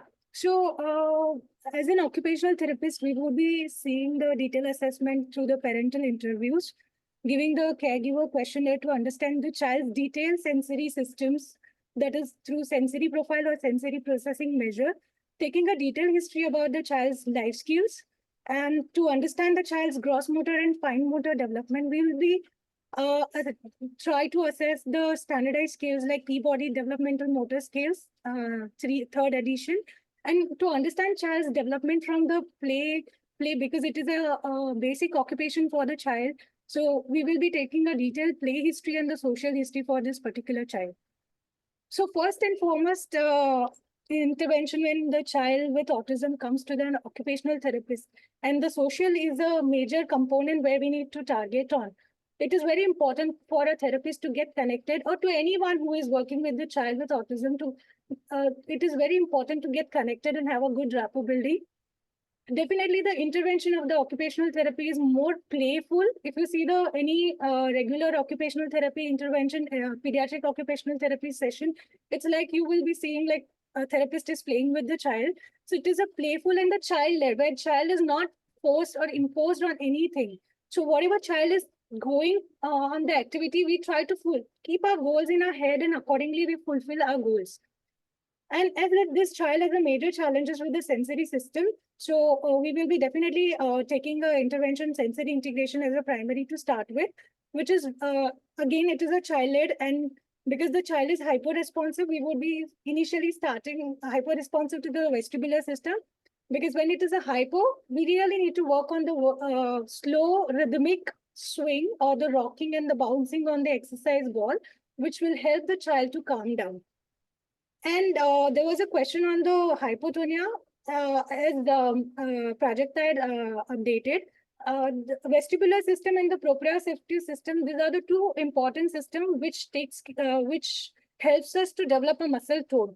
And the hypotonia is a very significant assessment sign for the occupational therapist to understand that the occupational therapist needs to focus on the vestibular system and the proprioceptive system. On that basis, I develop a hypothesis on the proprioceptive hyporesponsiveness, and we will be working on the activities like pushing, pulling, climbing, ladder, crawling, barrel, and the working on the deep pressure, which will help them to calm down and which over the period of time, which will help in improving their self-regulation, which is very, very important, developing an optimal arousal level, and plus overall improving their tone, gross motor, and fine motor. Definitely, child is seeking on the tactile system, so we will be working on the different textures, giving him an opportunity to work on the messy play as the shown in the picture. Apart from this, occupational therapists really work on the different approaches, which is like evidence-based, and definitely currently it is very well used by all the occupational therapists, something called as the auditory intervention or the therapeutic listening program, because these are the design music pieces which is stimulating the particular sensory systems, and this overall helps in improving their communication, social abilities, behaviors. So overall, it definitely helps in even integrating the sensory system. And if we see the picture here where I have given the how the our auditory system is connected to the vestibular system. So somewhere, because it's a constantly communicating as pathways goes very close by to each other, so using the vestibular and the auditory together definitely gives a very great improvement when child is on a seeking side. As child has a lots of oromotor issues and child is still eating, child is still having the mushy food. As our eating muscles and the speech muscles almost are the same. So it is very, very important that we start working on the oromotor issues. As child is hyper responsive to the oral system, we can't immediately start working on the solids. So we need to work on the desensitizing of the oromusculature, that is extraoral system and the intraoral system. So there are different massages, and I'm sure this is also overlapping with the speech therapist. So definitely we'll be having a communication with the speech therapist, how they are taking it further, and accordingly we will be taking it further. So, so extraoral massages to desensitize it using the vibrating tools like Z-Vibes or a battery-operated toothbrush helps in desensitizing the oral hypersensitivity. It is very, very important that we educate the parent to start grading the textures. Child is already 3.6 and still he's using the mushy food, which is done by around 6 to 8 months, and around 6 months to 6 to 8 months. So definitely there is a huge gap there. So to work on the oromotor over the period of time, developing a rapport and then gradually going to the oromotor would be helpful. Apart from that, giving the opportunity for the child to explore the different varieties of food, different textures and taste of the food slowly. And as even child is having a mouthing, so kind of giving a kind of a mouthing, kind of age appropriate, a kind of a chewy jewelries or a kind of a grabber, which is like more socially appropriate rather than child, 3.6-year-old child putting their thumb in their mouth. And then slowly, gradually assessing how child is doing with his oral praxis and taking it further from there. For gross motor, from occupational therapist perspective, where as Prajakta did mention, that core strength plays as a major role, because our core strength is a kind of a foundation for everything, for fine motor, gross motor, for speech, for everything, even for the regulation, even for the attention. Core strength plays a major role. And as an occupational therapist, there are different activities which really targets the core strength, like wheelbarrow activity. There are different swings like the bolster swings, which really stimulates the core muscles. Jumping on an exercise ball, as though this child is now not jumping, definitely we need to assess from the gravitational insecurity wise. If child is gravitationally insecure, definitely we will be going slow with giving him an exposure with the movements. We can't impose the child because that will create a fear, because child is responsiveness. So, and I'm just saying, maybe or he may not be. It can be because of his poor core strength, he's not jumping. That can be also one of the reason, because vestibular side, it can be a mixed picture, but he's seeking lots of movement. So I'm not sure whether he will be hyper responsive to the vestibular system or not. That we need to assess on the few position, and then we'll be able to find out on that. But with the limited hypothesis, I'm assuming child is hyper responsive to the vestibular system, and accordingly I've designed this gross motor and the sensory activities like jumping on a, starting with the bouncing and guiding him to and make him understand on the movement of the jumping and gradually grading to the, taking him to the trampoline, different hopping and doing lots of obstacle course. Definitely fine motor skills are not age appropriate. So working on a different, giving him an exposure with the Hiral, can you hear me? Hiral? Yes, ma'am. I'm sorry, ma'am. Can Yes. you please wind up, because I really need, Yes, ma'am. we I'll just have now two more. Okay, sure. Definitely. I'll just go through the slides, and if anybody is having question, they can ask. We'll be tapping his cognitive skills. We will be working on play skills. So initially starting with the solitary play to parallel play, and then definitely messy play will definitely help in improving the child's self awareness. And there are many positive things with the messy play. As this child is having challenge with the transition, it is very, very important. If we Yeah, I really need you to wind up. Please just show Sure, us the ma'am. slide, because I'm we very need to sorry go about on that. to So more. sorry. Okay, ma'am. Yes. I'll end here. No, that's perfectly okay. We love your inputs, and we will have more such sessions where we can have inputs from everybody. That's the whole idea. From Hiral's slides, you can see very clearly that there's so much work to be done with that one child. Starting from how Swati said, the input and the intake, and then Prajakta spoke about how they are going to work on the tone, the gross motor, and then went on to Hira. And if you noticed, each one was talking about what they're going to communicate to the next one. So Swati said she's going to speak to the physiotherapist, occupational therapist, speech and language pathologist about these things. Prajakta said, I'm going to talk to OT so that we don't overlap on these issues. There are areas which are common, but we don't want to overlap, so that each one is mapping out what they're doing. Hiral, when she spoke, said that while I do the oromotor, I'm going to see that the speech and language pathologist is not going to overlap. There are not slides for everything. Everyone is asking, this is a panel. We are actually wanting to bring forth a virtual clinic where a patient is being discussed, right? So there are no slides for that part of it. And now I'm going to request Manali to please give her inputs. Manali, Thank you so much, are you ma'am. with us? Yes, ma'am. Am I audible, ma'am? Yes, you are. Okay. Thank you so much, ma'am. Thanks to all the stakeholders, all the multidisciplinary therapists for giving your inputs in this case. Definitely very, very important to have the multidisciplinary approach. Looking at this case, since we already know that the child is diagnosed as autism spectrum disorder, when the child comes to me as a psychologist, my role does not end there at the diagnosis. In spite of having the diagnosis, I would still want to go ahead and do my assessments. Let me quickly try to share my PPT here. Is this visible? Okay. So we all know that as per the government mandate, the GR says that the Indian Scale for Autism Assessment, the ISA, is most important for assessment of an autism spectrum disorder.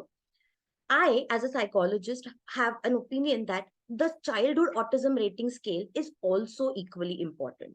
At times, as a psychologist, we would want to do both these tests, even in spite of having an ISA maybe already done by a psychiatrist. When the child comes to me, of course, the ISA gives me an overview of the spectrum and the areas in which the child has the scores, the varied scores on different areas. A childhood autism rating scale too will also give me a similar, or rather a more detailed understanding of the spectrum and the child's weaknesses and strengths in each area. This area, the CARS has almost 15 different areas, like relating to people, body use, imitation, emotional response of the child, visual response of the child, many, many more. I will not list them all here since we are all short on time. Personally, I would want to do both these assessments, not just to come or confirm the diagnosis, but because assessment is the first step of intervention. It's only through the evaluation that we can make an effective plan for intervention or case management of any childhood disorder or neurodevelopmental disorder. Of course, we would also want to do the SQ, which is the social quotient, again, as per the government mandate, we are required to do the Vinland Social Maturity Scale, a great test for us to know the social quotient as to where does the child stand when compared to other children of his age group. What is his social quotient like? What are the things that he's able to do when it comes to the social interaction or even individually as compared to other children? The Vinland Adaptive Behavior Scale is a little one up than the VSMS. The WABS is basically gives us more, talks more in the terms of adaptive behavior, just like how the DSM-5 helps us to understand adaptive behavior. This is more of the scale that is in line with that.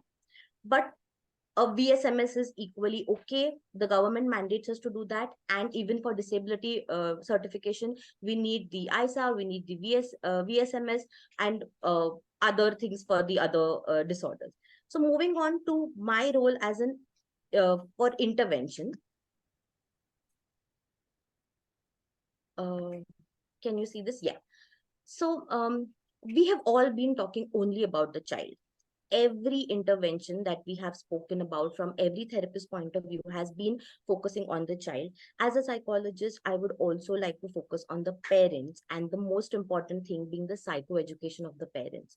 The parents have received a diagnosis of autism spectrum disorder.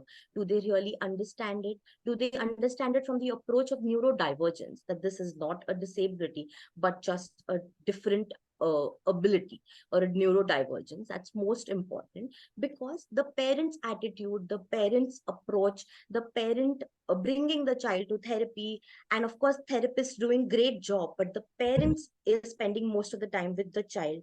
I would want to make sure that the child is being approached in the right way from all directions, keeping in mind the neurodivergence.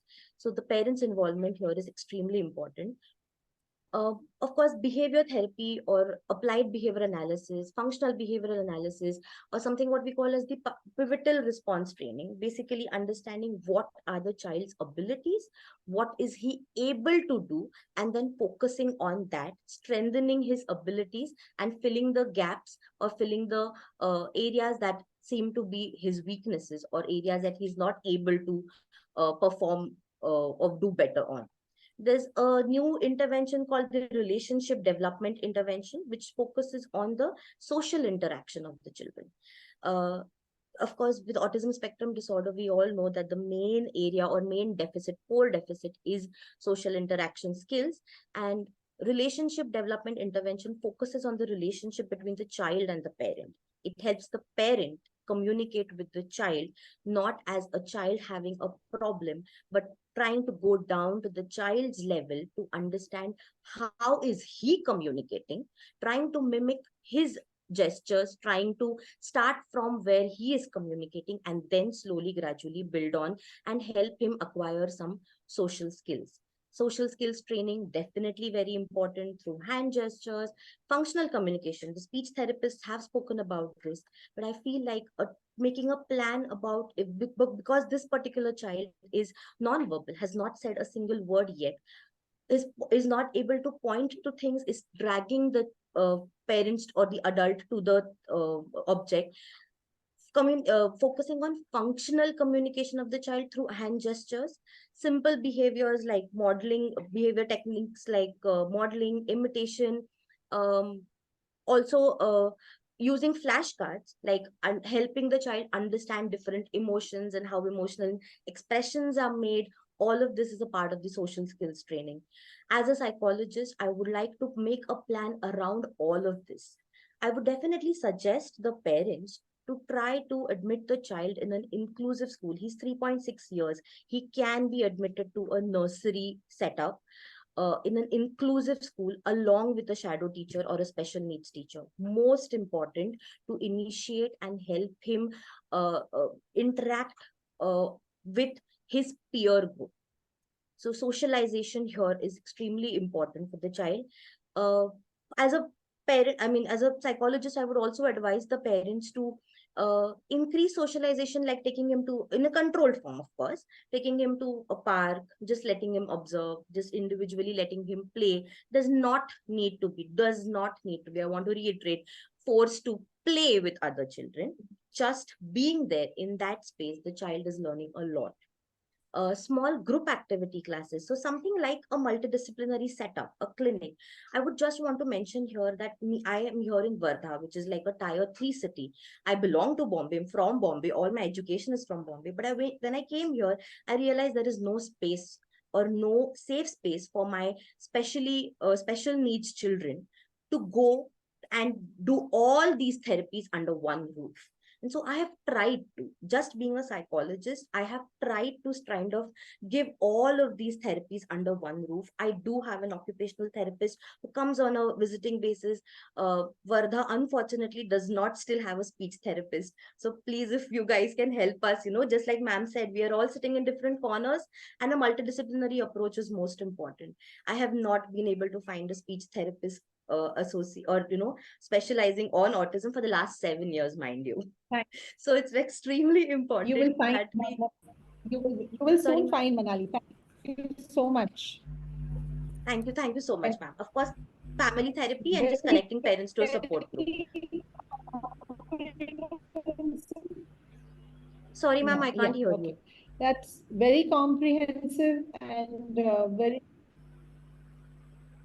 Am I audible now? Yes, ma'am. Am I audible? Sorry, I'm in another webinar. I'm in another seminar, so the network here is a little bit of a problem.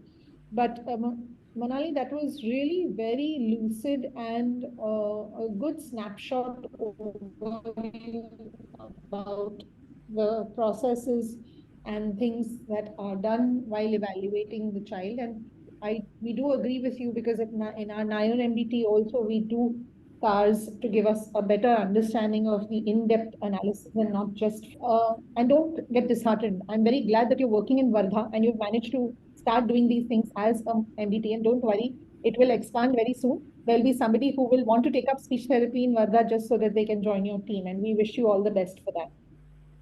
Thank you so much, ma'am. And finally, may I ask Ms. Shobha to please give her inputs as a special educator. Yes, absolutely. Thank you for the opportunity. We as special educators, we will always insist that first the child has to comprehend. He's only 3.6 with a definite diagnosis of autism. So the first thing is to understand the surroundings, comprehend what is happening around him, kind of self-regulate himself to his own sensations and own problems.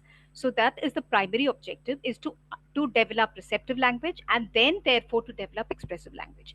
Now this can definitely be done through play therapy. I know play therapy has been spoken about everybody, so I won't go into the details, but there is a particular approach called the flow time approach, which is widely practiced all over India as well as abroad.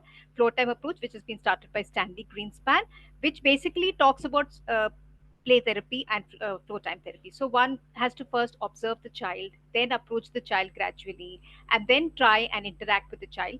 And the objectives of the IFSP that we create would be to first develop eye contact, then joint attention, which is definitely lacking in the child, attention with the parent or and we'll also train the parent at the same time, like many of you all have said. So that joint attention has to be brought in, receptive and expressive language, like I mentioned. So we talk about identification of objects, labeling of objects, asking for things, even if he's not verbal, even non-verbal gestures of communication. Instead of dragging the hand, we will try and make it into a pointing sensation where he points, and we will keep it need-based. We won't give the child something till he asks for it definitely. That is the most important. Gross and fine motor you all have spoken about, but that can also be achieved through the play therapy which we are talking about. Symbolic play, right? Because the child is not praying appropriately. So we will teach the child, gradually approach the child and try and teach the child how to also play with another person. Try to interact, which takes quite a few sessions, but after a few sessions, it can be very well achieved. So this play therapy method can be, first the assessment is done through something called a FETC chart, which stands for Functional Emotional Developmental Capacities, which is very much available online. And there are 6 core areas in that in which we will work. So the assessment is done on the FETC chart, and the 6 core skills are self-regulation and interest in the world, which should be developed first. Second will be engaging and relating. That will be the second. Third is purposeful two-way communication, where we do circles of communication with the child and encourage, even if it is non-verbal, try and make the child talk. And this is all done by special educators also. And then is complex communication and shared problem solving, which is what we all do in life. Then would be using symbols and creating emotional ideas. And last would be the logical thinking and building bridges between ideas. The idea is to make the child feel safe emotionally and develop the social skills, and thereby once there is a safety and an emotional bond between the parent or the teacher and the child, a lot can be done. And we create something called an IFSP, which is individual family service plan, where the child, the teacher, the child, the multidisciplinary team, as well as the family is very, very involved, because they come to the center only for 2 hours. The remaining 22 hours you're with the family. Family is not part of it, then I think, the MDT will not function as well as it should be. So the family is a very strong part in early intervention. Yeah. So thank you for giving me this opportunity. Thank you so much. Thank you. And yes. Dr. Alka, this is Deepa, the SLP here. Yes. I didn't speak much about intervention. I kind of assumed there would be a follow-up round. So if I may have 2 minutes, I will speak about intervention. We were coming to you only, Deepa. Okay. All right. I thought we were winding up. Sorry. Yeah. No, we are not.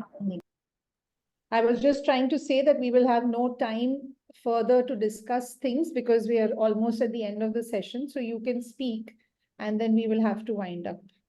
Yeah. Thank you, Dr. Alka. So I just wanted to say that since I function in a multidisciplinary setup, basis our developmental assessment, this team sits together to chalk out the individualized plan for the child. And since this child has many sensory issues and motor challenges, definitely I would want to coordinate with the occupational therapist and devise my play methods basis the sensory requirements of this child.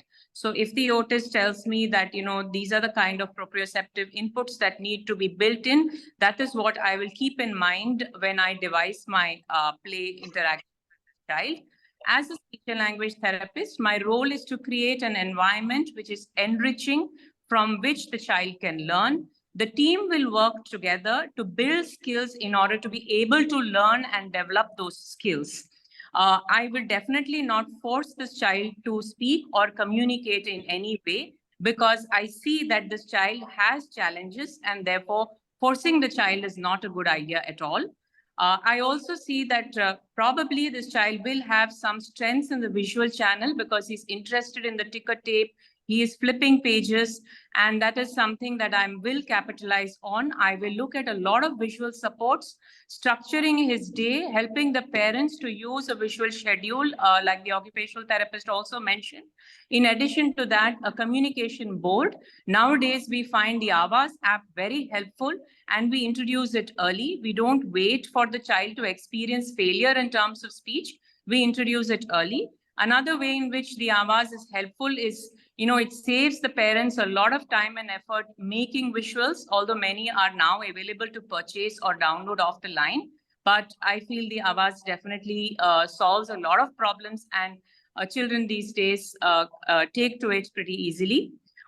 Yes, like one of the, I think the physiotherapist mentioned that pointing is one of the main skills that I would request the OT or the PT to work on, because it will have functional communication value.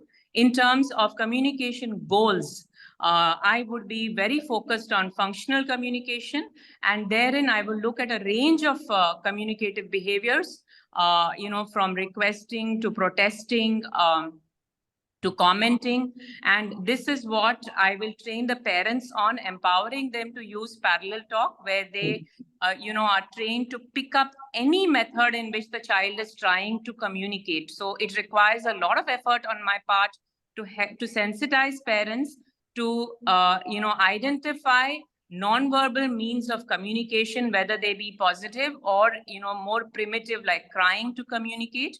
The parent needs to be sensitized to understand this so that the child feels understood.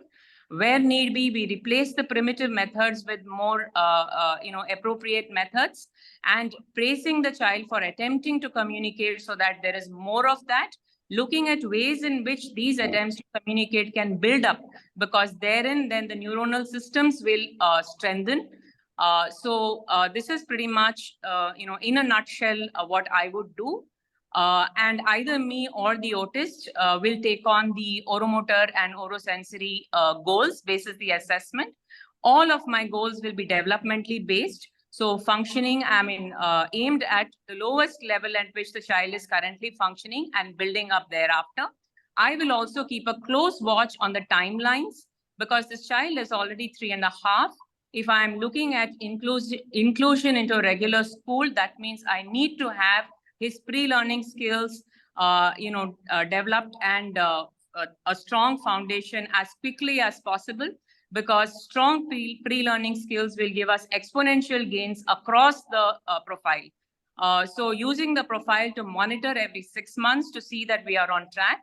So, in a nutshell, these are the things that as an SLP I would look at. Thank you so much, Dr. Alka.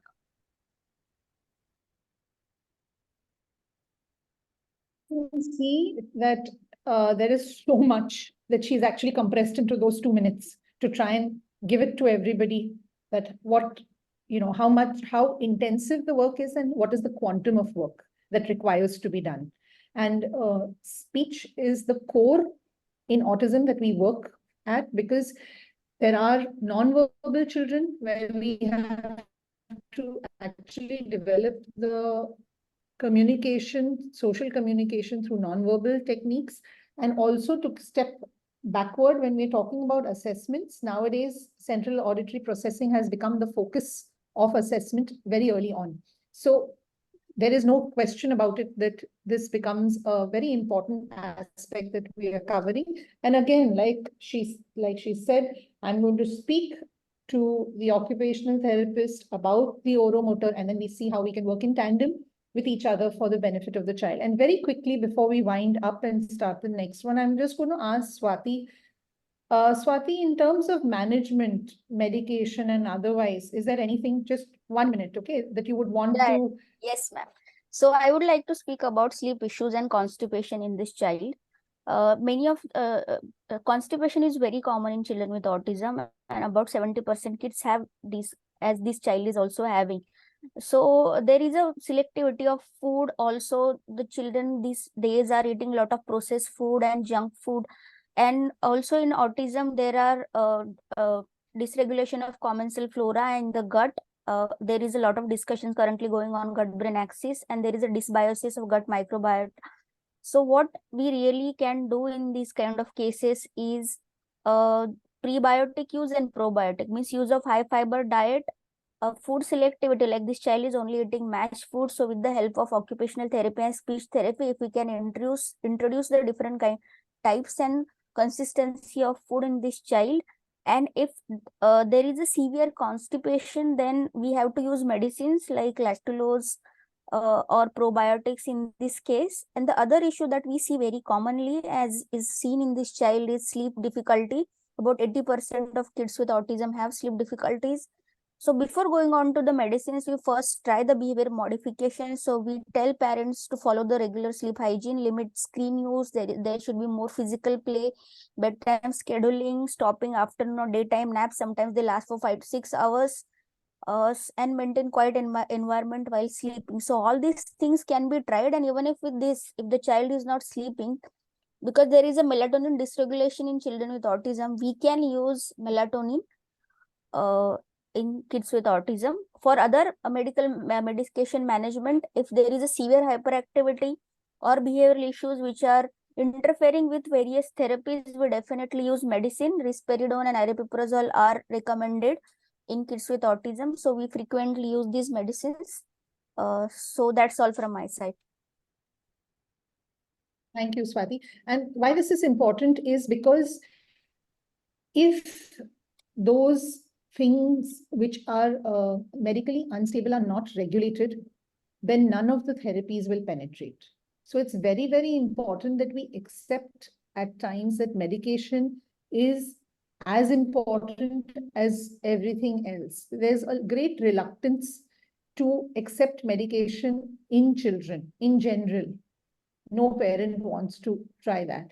whatever, whenever medication is prescribed, it's always prescribed for a short term and then withdrawn and seen if the child can manage with therapies.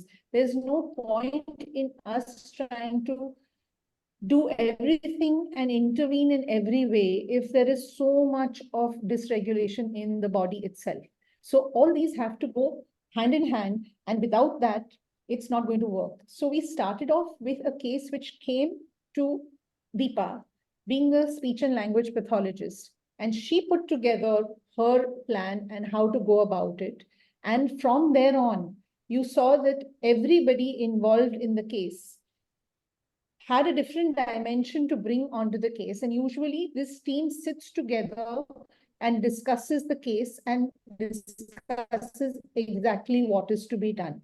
Now, for paucity of time, we cannot really have that, but we will try and see if we can introduce that, an actual discussion in the future episodes, which we will be having, hopefully, at least for the next 3 months. And Dr. Jyoti has been very diligently putting the feedback link in the chat box. So I request you all to definitely put that in. We have to thank all our panelists. They were just amazing.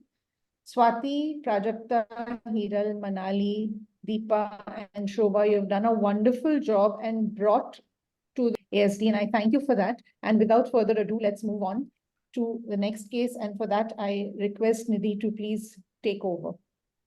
Yeah, thank you, ma'am. Good afternoon, everyone. After having so much informative session and regarding what to be done for the assessment and management of the autism spectrum disorder, we move further for the next case discussion, that is the school refusal. If we talk about school refusal, it is the one of the common problem in the childhood. And if we, as per the studies, there's a worldwide prevalence from 2 to 16%, and in context with India, it is around 7%. And usually school refusal picks up between when there's a transition state, like from primary schooling to the secondary schooling and like that. So it has a two times when it can be precipitated. And if intervention is not made in the right time, it can cause the short consequences in a way that poor academic performance can be there. There will be difficulty in the peer relationship and all these things. And if it goes for like a long term, then it may cause employment difficulties and academic underachievement may be there, and there may be the high chances of the other psychiatric disorder. So keeping this in the mind, we will begin further. Yeah, so sorry, I forgot to introduce myself. I'm Dr. Nidhi Doshi. I'm a psychiatrist, assistant professor in the Department of Psychiatry, Sneemer Hospital, Surat, Gujarat, and I have the area of interest of child and adolescent psychiatry and the internet addiction. So for the panel discussion today, we have Dr. Manjari Datta, she's a psychiatrist, Dr. Prajakta Naik, she's a physiotherapist, Dr. Shailaja Jayawan, occupational therapist, Dr. Rupa Chaubal, psychologist, Dr. M. Krupa, speech and language pathologist, and Dr. Sheetal Dinon, special educator. So I would like them to introduce themselves. Starting with Manjari, madam. Manjari, ma'am. Am I audible now? Yes, yes, ma'am. So thank you, IPS West Zone branch, for initiating this wonderful initiative of multidisciplinary management in child and adolescent psychiatric disorders. To introduce myself, I am Dr. Manjari Dattar. I am Associate Professor of Psychiatry at Bharati Vidyapeeth Medical College, Pune. And our center has this multidisciplinary management in the form of medical as well as the psychological as well as the multidisciplinary team, which exists in our hospital as a team. So thank you very much. Prajakta, ma'am. Am I audible? Yeah, good afternoon. Yes. Congratulations to the IPS Society Western Zone for organizing this webinar. I was also part of earlier panel discussion. So all of you have already seen my credentials. I would just like to thank my HOD, Dr. Chaya Verma ma'am, and our President of Maharashtra IIT Cell, Dr. Ujjwal Evle, and Dr. Suvarna ma'am, for granting me this opportunity to be a part of this panel discussion as a physiotherapist. Shailaja ma'am? Am I audible? Yes, ma'am. I'm Dr. Shailaja Jayawant, faculty in Occupational Therapy Department at LTMNC Science. I'm a member of Learning Disability Assessment and Intervention Group in our department, in our institute. I really thank IPS and All India Occupational Therapists Association EC members to give me my opportunity to be part of this session. Thank you. Rupa ma'am?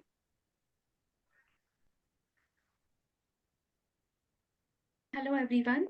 First of all, thank you so much to IPS West Zone for conceiving this, very different and one of its kind of webinar. So congratulations to the entire IPS team, and thank you so much for offering this opportunity to Psychologists Collective. I am a clinical psychologist and trauma therapist by training, and I have been in the field for around 21 years. Presently in private practice, I have my own center called Antarleen at Kandivli East, where we do psychoeducational, neurodevelopmental assessments as well as clinical assessments. And we offer,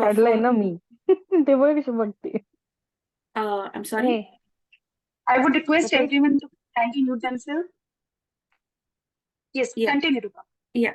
And have my own center at Kandivli East.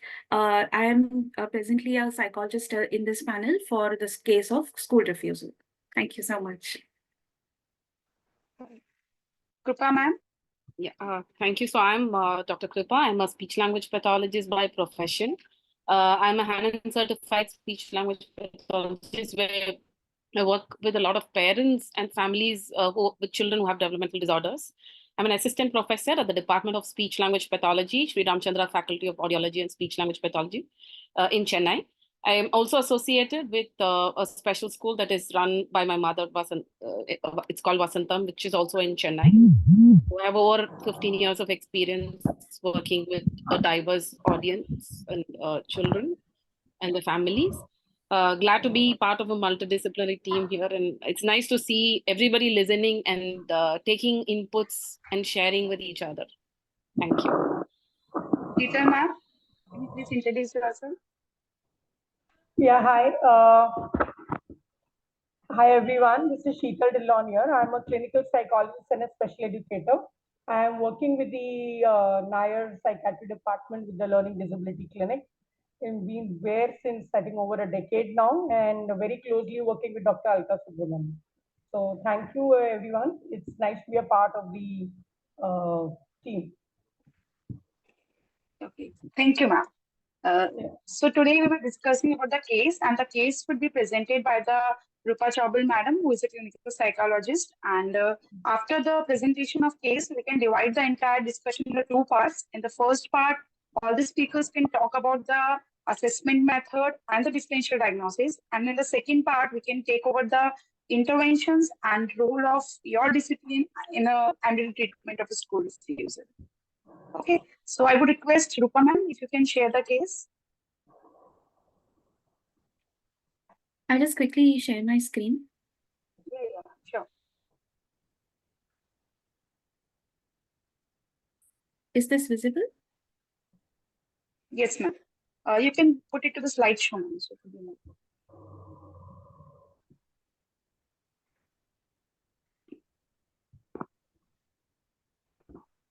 yes, ma'am. Yeah. DP is a 10-year-old male child who was referred for school refusal or phobia. He had been attending the same school since pre-primary. Teachers reported that he was a quiet child and that he did not initiate conversation or play with the other children. When he was in grade 3, DP would not cooperate while going to school. He would refuse to wake up on time and would complain of stomach pain. Several visits to the doctor revealed that he did not have any physical illness. His parents allowed him to stay at home whenever he complained of physical pain. Once he was told that he doesn't have to attend school, he would eat, play, and sleep normally. Parents revealed during the clinical interview that in grade 3, he was bullied by his classmates for being slow to comprehend and respond in the class. Teachers often complained that he would leave his work incomplete and would daydream in the class. After some reassurance from and mediation by class teacher, DP reluctantly started attending school again. In grade 5, TP's mother was briefly hospitalized for a week. He was already experiencing difficulty in adjusting to school due to the change in school timings. After his mother's hospitalization at the beginning of the academic year, he refused to attend school because he wanted to watch over her. While his mother had recovered and was fully involved in his school routine, TP started crying every day in the evening because he was highly anxious about attending school the next day. He had difficulty falling asleep and experienced nightmares. His appetite reduced and he would be disinterested in going down to play with his friends. His school referred him to the psychologist after he refused to attend school for more than 10 days in a row. So this is the case we have. The ma'am has described very well. So to begin with, we begin with the Rupa ma'am only. Can you please give your opinion? How will you going to assess this patient and what are the differentials that you will going to put? Yes, for that also there are several points to cover, which I will do so quickly. However, I would like to share the screen. Yes.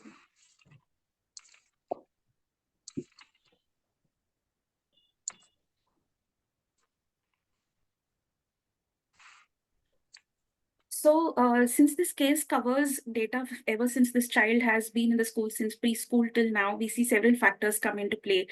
We have seen a hint of learning issues possibly in the child, perhaps a little issue with respect to the development of the child, the lack of initiation of conversation and play with the peers at a younger age. We also see a history of the child being bullied, and presently the child is clearly refusing and has very clear depressive traits.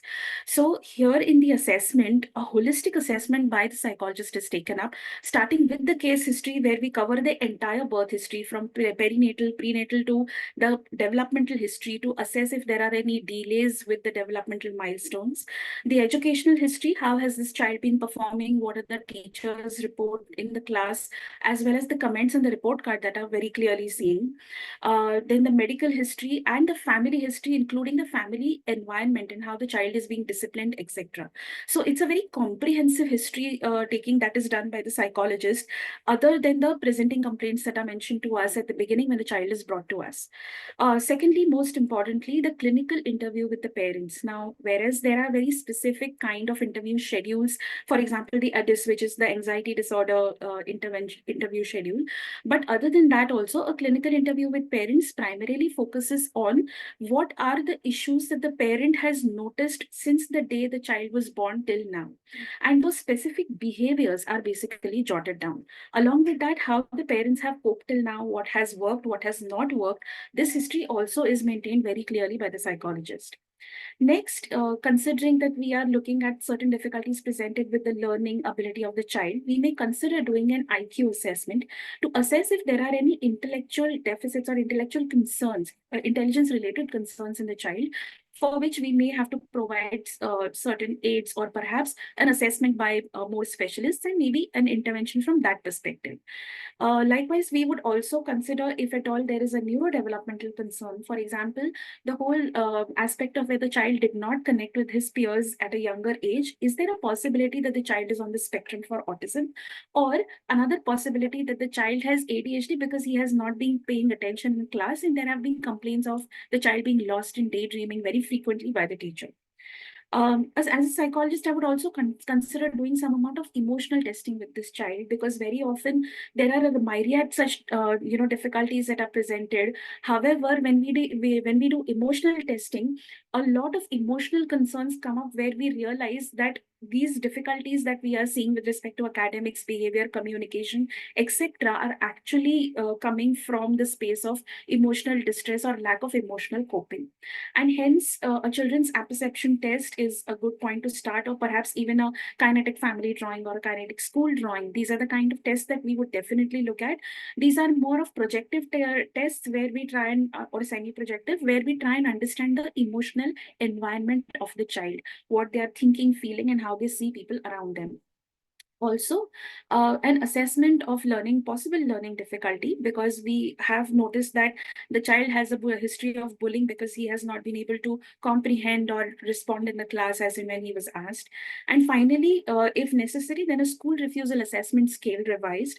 This specific assessment scale is actually a self-report measure, And hence, we would consider giving this to a slightly older child who would like to mention how he is struggling with the school environment or what specific difficulties he is experiencing with respect to going to the school.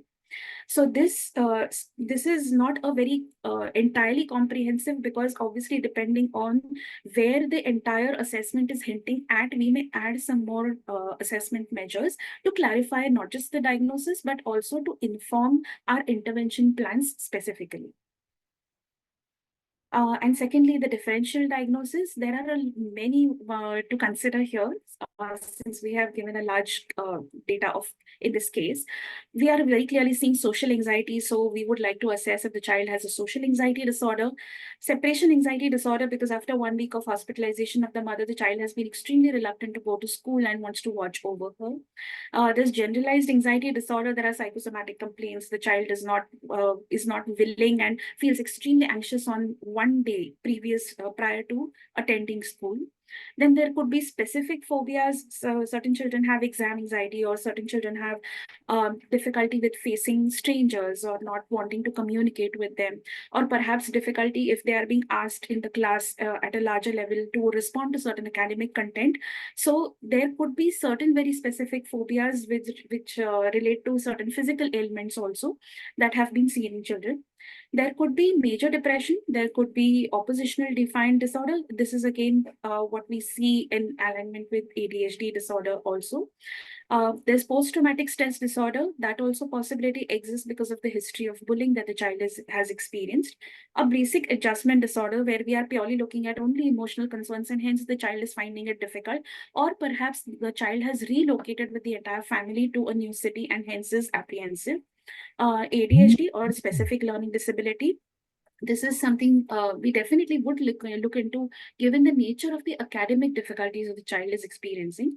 And one last one, which I believe I have forgotten to add in this slide, is screen addiction, because it's very important in such cases to assess that what function is not going to school or school refusal, playing for this child. Is it really some aversion to school, or is it some reward about not going to school and being able to stay at home and play on video games is what is actually fueling their behavior? So hence screen addiction is something that also we would consider in differential diagnosis. Thank you, Rupa ma'am, for this. And now I would like to Dr. Manjuti Datta ma'am, so kindly give her opinion. How is she going to assess this child and what differential she would like to put? Manjuti ma'am. Yes, thank you very much. So pertaining to this child, usually children with school refusal, which is also true with this particular kid, they are referred to us by our colleague specialists, like for example, pediatric neurologists or developmental pediatricians or a general sort of pediatricians with manifestations of some vague somatic manifestations, like for in this child, the child presented with stomach ache. So a very, very comprehensive history taking by a psychiatrist to find out a longitudinal correlation between the presence of particular stressors and the appearance of somatic manifestations is very, very important. And as I said, there has to be a comprehensive evaluation in various domains, which Rupa also has summarized. So these domains for particular evaluation of the child, first we have to start from the developmental domain. The symptoms of this domain, as has been clearly manifested in this child, is like there is some sort of academically sort of sub-average performance, which is evident by sort of the teacher's feedback of having the work incomplete, or the child sort of daydreaming, or it is like the criticism or the bullying by the peers, that the child is not having poor interactions. So our diagnosis, first it starts like they're all interrelated, but it starts from the developmental domain, like it whether it is pertaining to the child's intelligence, or there can be certain specific socio emotional interactions issues, like autistic spectrum disorders. So this is the first domain which a psychiatrist always has to keep in mind. The second domain is about the temperamental domain of the child, which is evident this particular child is quite shy, not much mixing with peers. So the child may be developmentally absolutely normal, like a normal functioning IQ child, but the temperament of the child is introvert, not so mixing with the peers, and this may precipitate a lot of sort of peer interaction issues, which may in turn evoke a lot of emotional manifestations in the child, that I am not particularly able to mix in the cohort which I am currently belonging to, may lead to secondary psychiatric problems of anxiety and sort of phobic school avoidance. So these all compartments come may not be coming in isolation, but they are all interlinked, like conversion again precipitating a school refusal, and because the child is not interacting with peers and not understanding what the current academics is going on, again precipitates the anxiety disorder. So it can turn into a vicious cycle, and every domain can encroach into another domain. The another domain which we have to keep into mind is the school related factors as well as the parent related factors. The school related factors may include, like in this child, just change in the school timings has acutely precipitated his sort of school avoidance. So a child who is very comfortable waking up in his own time and having a good arousal state and going to the school, versus a child who has to be forcefully woken up by the mother at around 6 or 6:30 in the morning and just like forced to go to the school. So even such logistic factors about the school timings have an important implication in terms of school refusal, plus other school related factors, teacher related factors. In this case, especially the teacher's feedback, the teachers may not mean criticism of the child, but the feedback provided by teachers, especially like may actually evoke a lot of apprehension or sort of anxiety in the child. Ki, okay, I am criticized, so I may not be worth enough to like attend the school, and may not be like very much adjusted to this style of teaching. So there could be like precipitation of emotional and behavioral issues in terms of anxiety and depression when it comes to like teacher related factors. And another factor which I mentioned is like parent related factors. So the parenting style, sometimes parents like may be very complacent, that it's okay not to attend school, and the child, like the behaviorally the child takes it that it's okay, that if there are some sort of triggering factors in the school, it's okay if I miss the school. Sometimes it may be a very overprotective parenting, in terms of the child is extremely sort of clinging to the parents, for example, or extremely anxious about some issues which are going around in the with the parents. For example, there may be parental marital discord, or there may be some family issues going on in the background, because of which the child is feeling anxious or is emotionally disturbed, and school refusal is just a manifestation of things going in the background pertaining to his parents and pertaining to his family. So from a view of a psychiatrist, our assessment should be multidimensional. It starts from the developmental as well as the cognitive capacities of the child, and then we turn into the emotional aspects which pertains to various domains in terms of schooling, parenting, and the temperamental factors. And the last and very most important thing is whether the child is fitting into any psychiatric diagnosis.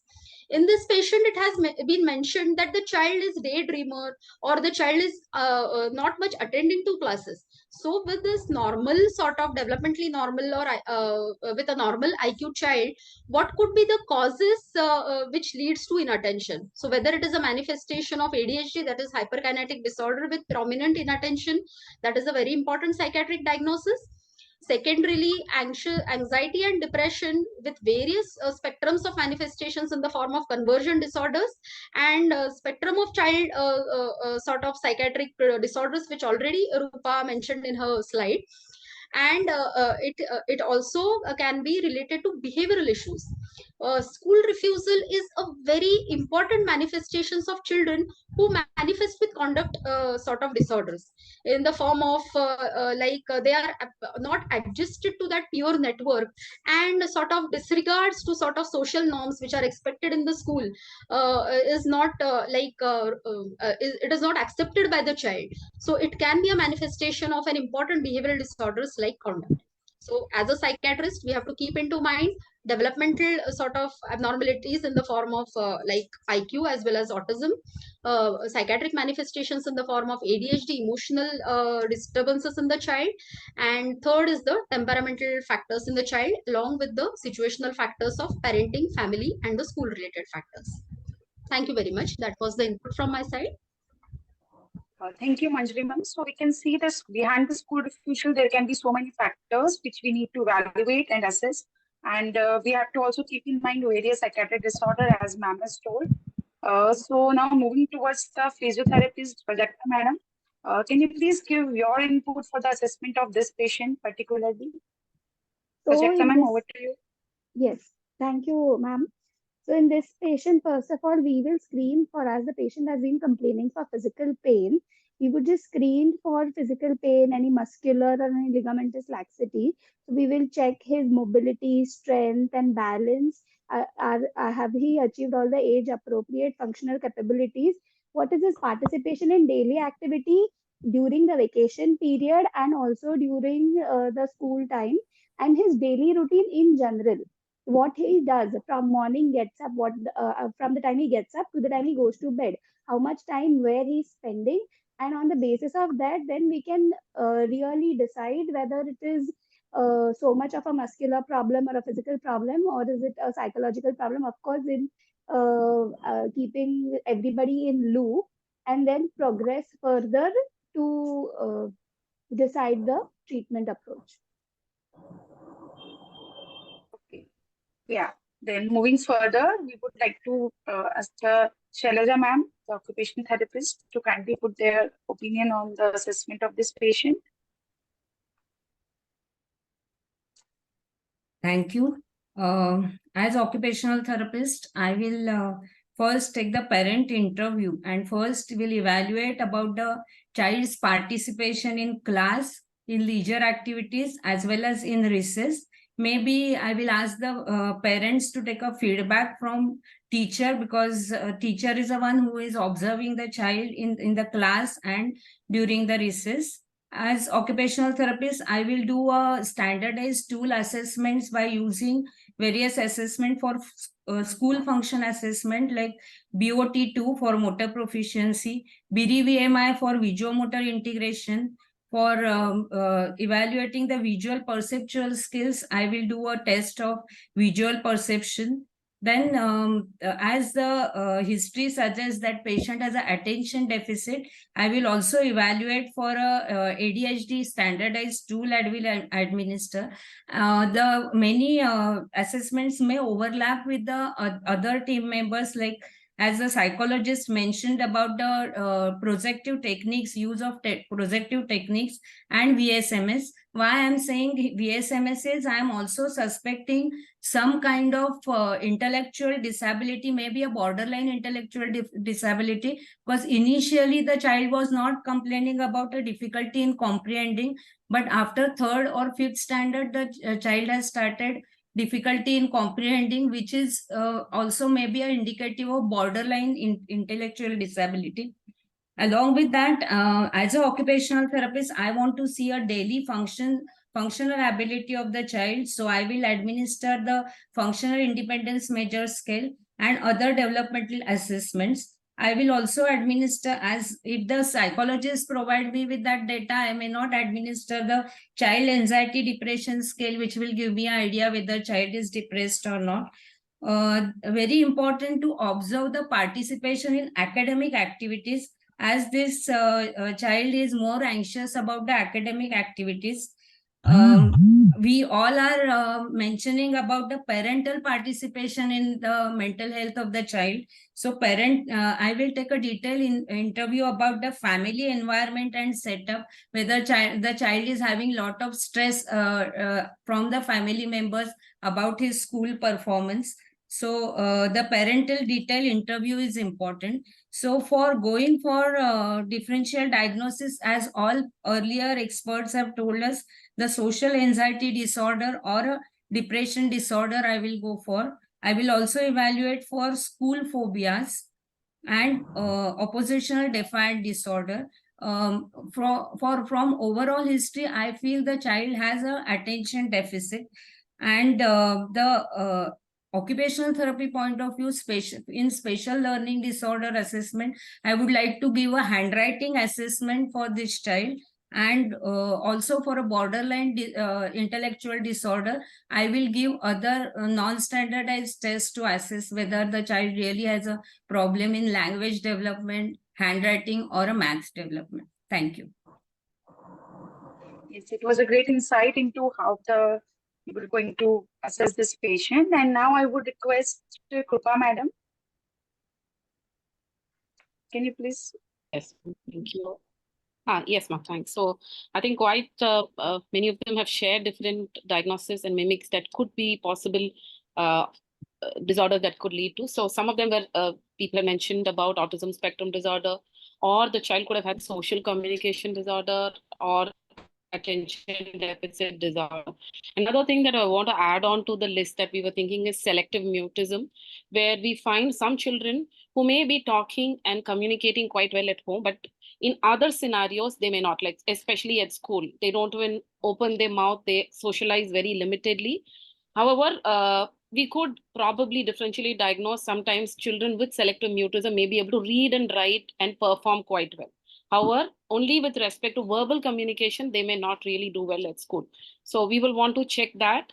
Also, learning disability, I think it's already been discussed. And another thing that I want to add on is auditory processing difficulty, APD, that's quite common in children, which may get ruled out because they're able to hear in all the hearing screening tests, they may pass. But when we look at processing, which is quite similar to the learning disability, where they will not be able to identify or differentiate sounds. So because of that, possibly the child has poor performance or slow to respond, does not read when the teacher asked the child to read, and so he probably got bullied at school. So we can look at that angle. So there are tests for auditory processing difficulty, and screening usually is done and then by till 7 years, and 7 years onwards there are very specific Indian standardized tests developed by different institutes. So that's there.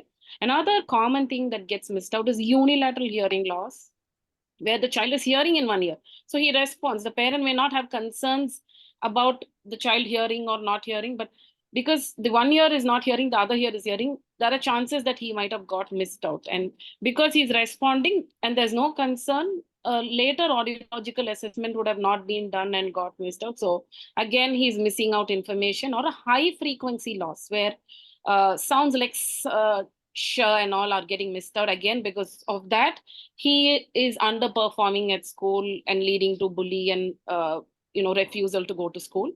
Another thing that is already discussed is IQ, which could possibly be less than the average IQ. And difference in learning style. Again, it could be not any disorder, but just that the child has a different learning style and the school is into a different learning style, or predominantly on a auditory based and not much visual information is given. So that could be a reason. Any other associated condition, I think we have discussed that enough. Some information that I would want to know as an SLP more will be specific details on the child's communication. The socialization aspect. I want to observe the child in a different environment with different people, speaking different languages too. Maybe he's comfortable with some language. He's comfortable with somebody who lets him take the lead instead of, asking too many questions. How's the child's understanding with respect to indirect language, like the similes, metaphors? By 10 years, children acquire all of these. And they use a lot of slangs. So sometimes some children are not in par with the peer who use a lot of slangs. They call bro, so in that way also sometimes they refuse to be in the peer group. So that could be another possible reason. And importantly, the literacy and language relationship.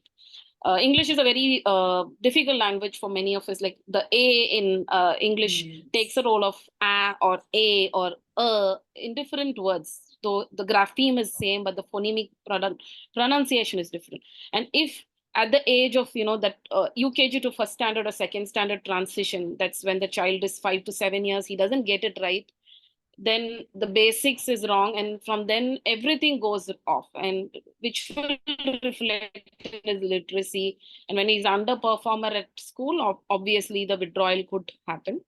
So I want to discuss, assess the literacy aspect with respect to communication and reading, writing skills, his speech clarity.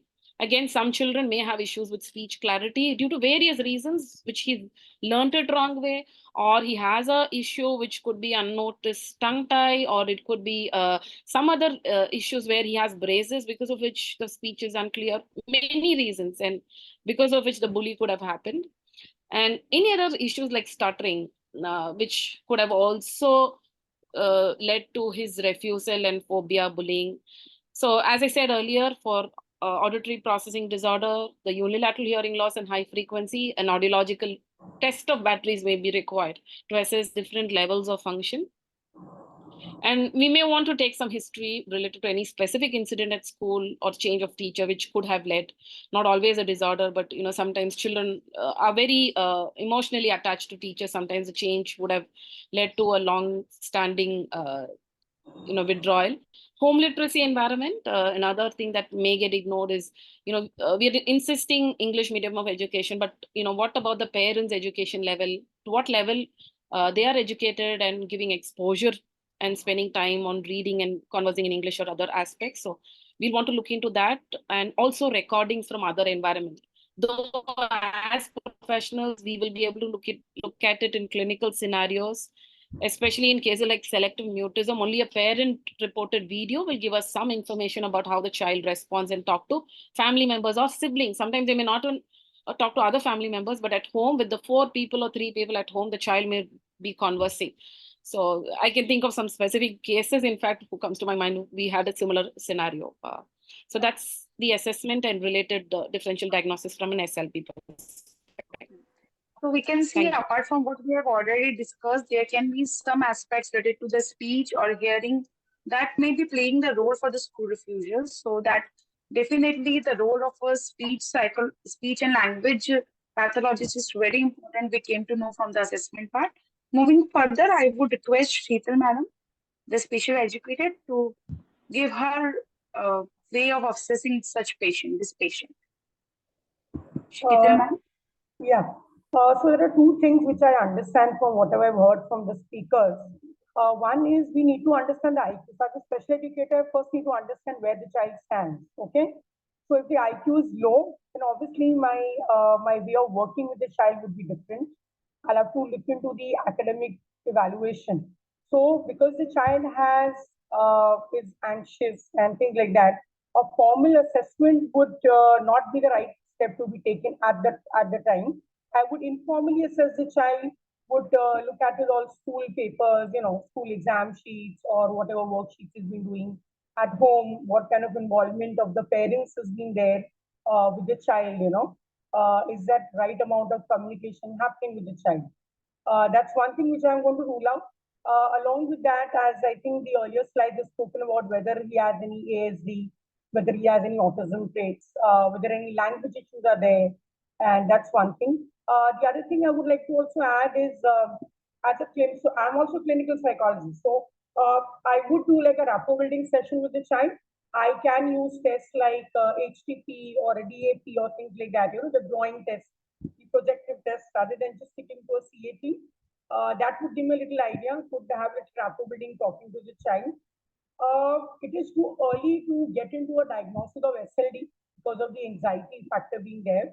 But surely the evaluations that I can do would give me an idea of whether the child has got issues with the reading, specifically is sound symbol association, is the comprehension of problem, with the maths, he's good with the computation, but when it comes to applied problems is a problem. Written, as I think our speech department, I think ma'am did a very good, I think she's covered a lot of parts which I would speak about. So, math being a problem, then I think the OT person spoke about the writing issues, his expression.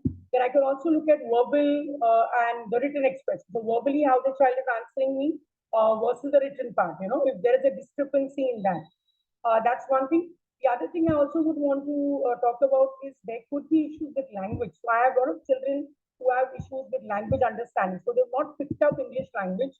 So that again, like a language barrier would be another area that I would like to explore and see whether that's what is affecting. So what I can also plan is generally if it's a case of say learning disability or autism, obviously then you have an IEP which we plan, which is called the Individualized Education Program. Depending on the child's achievement scores that you have, you can get into a proper diagnosis with the standardized tests that you can use, like the RAT4 or the RAT5. You can use the CBT or you can use the Woodcock-Johnson, depending on the achievement areas you want to assess. That's one area. Or I can think of doing intervention like what we call the RPI, the response to intervention. So probably if I know what the areas of concern of the child is, I can plan an RTI and probably work with the child for say around 6 months or something, 6 to 8 months, and then would probably get into any kind of a differential diagnosis, And secondly, obviously at the school end, we need to understand if he requires any help. So obviously if there's anxiety, then he might be taking a little more time to finish his papers. He needs to be sitting separately. What kind of help would he would require? We could also think of having a shadow teacher for the child, in the class. In case he's not able to cope up with the academics, so a shadow teacher would be one of the things that could be done, or separately having his remedial sessions within the school setup if it's available, or outside the school setup. So I think I would be looking at all of this together. Obviously, we could also think of having some sessions of play therapy, which again would help him to get along with the group. Initially, I would not want to take the child with another kid, but as my session would progress, I would take him along with another child, so just to understand how whether he's more comfortable with another kid and things like that. So I think as the therapy would progress, those things would be there. Simultaneously, I think as a psychologist would be there, there would be even some counseling sessions happening with the parent and with the child. And so I think collectively, I think we all would be working together as an inclusive setup and give our input. So I think this is what I would do from my end, working with a child having issues with school refusal. Okay, thank you, Sridhar ma'am. So as Sridhar ma'am has discussed about the assessment part, also about the interventions that being a special educator she would going to take. So now moving further to the second part about the interventions that we're going to take for such case, I would again like Manjari madam first to give her opinion. How would you going to manage this patient with in the back of your mind all the differential diagnosis that you have kept and already all assessment has been done. So over to you, Manjari ma'am, if you can discuss your line of management in this case. Manjari ma'am. Hello, am I audible? Yes, ma'am. Continue. Yes, ma'am. So management starts first with having a sort of psychoeducating rapport with the parents. When we have figured out the domains which I was discussing, that these are the particular anxiety related, behavioral related or IQ related domains, to have a sort of first rapport related framework with the parents, that it may not be pertaining to these particular sort of physical or any other sort of domain specific disorder, but this is what we are thinking. And parents play a very important role when it comes to management of school refusal.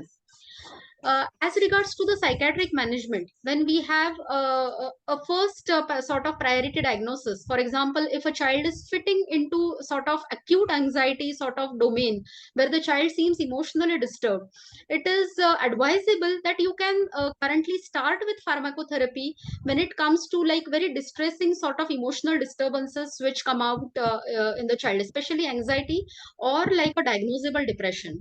So you commonly use drugs for children by psychiatrists, SSRIs, especially fluoxetine, as it is available in syrup formulations also. So children very well accept it.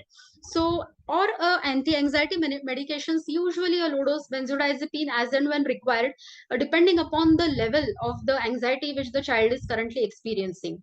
So, pharmacological management, when it comes to per se treatment of the presenting psychiatric symptoms, have a long-term sort of benefit when it comes to like treating the index sort of symptoms. The second domain diagnosis, when it comes to behavioral disorders or per se psychiatric disorders, treatable conditions can be like we can give certain time for treatable conditions because these are very much solvable. For example, ADHD related, if it is only related to the child fidgeting, not able to sit at one time, one place in the school, or it is leading to particular inattention related issues, we have our sort of basket of drugs, including stimulants and non-stimulants. Methylphenidate if required as a stimulant if the hyperkinetic disorder, the child is fulfilling the sort of all symptomatology which fits in ADHD, is like advisable, or atomoxetine, like a commonly used drug for ADHD. So when we are zeroing in a particular diagnosis, pharmacological management has a role to initiate, and especially when we are treating the child in a multidisciplinary team, psychologists and all our team members have like a sort of a good sort of base. When the child's anxiety is a bit sort of low, the parents have understood about the diagnosis, so everyone is on one page when it comes to like treatment of the further like psychological treatments pertaining to the child's behavioral and emotional issues. So I think the psychiatrics, it starts from pharmacological management and comprehensive psychological management in liaison with our multidisciplinary team. So thank you very much. Thank you, ma'am. Yes, you are very right, ma'am. Now I would request Prajakta, madam, to put their view as a physiotherapist. What are the interventions that she would going to take in this patient? Oh, thank Prajakta, you, ma'am. Thank you, Nidhi ma'am. So in this patient, first of all, depending on the diagnosis that we get from our psychiatrist and psychologist, we will be deciding the treatment protocol. Especially in patients with ADHD and autism spectrum disorder, they tend to have postural control issues, balance issues, motor planning issues, and which may come across as coordination disorders and all of that. So we can work on gross motor skills in the form of play therapy.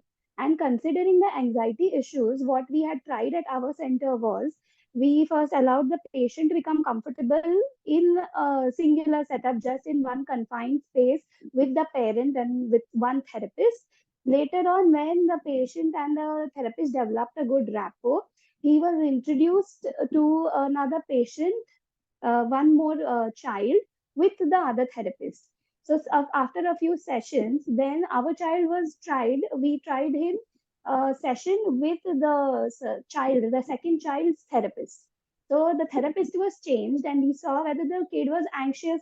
And if the kid was anxious, then again we altered the therapist. But again, the sessions were only one-on-one basis, so that the child becomes comfortable.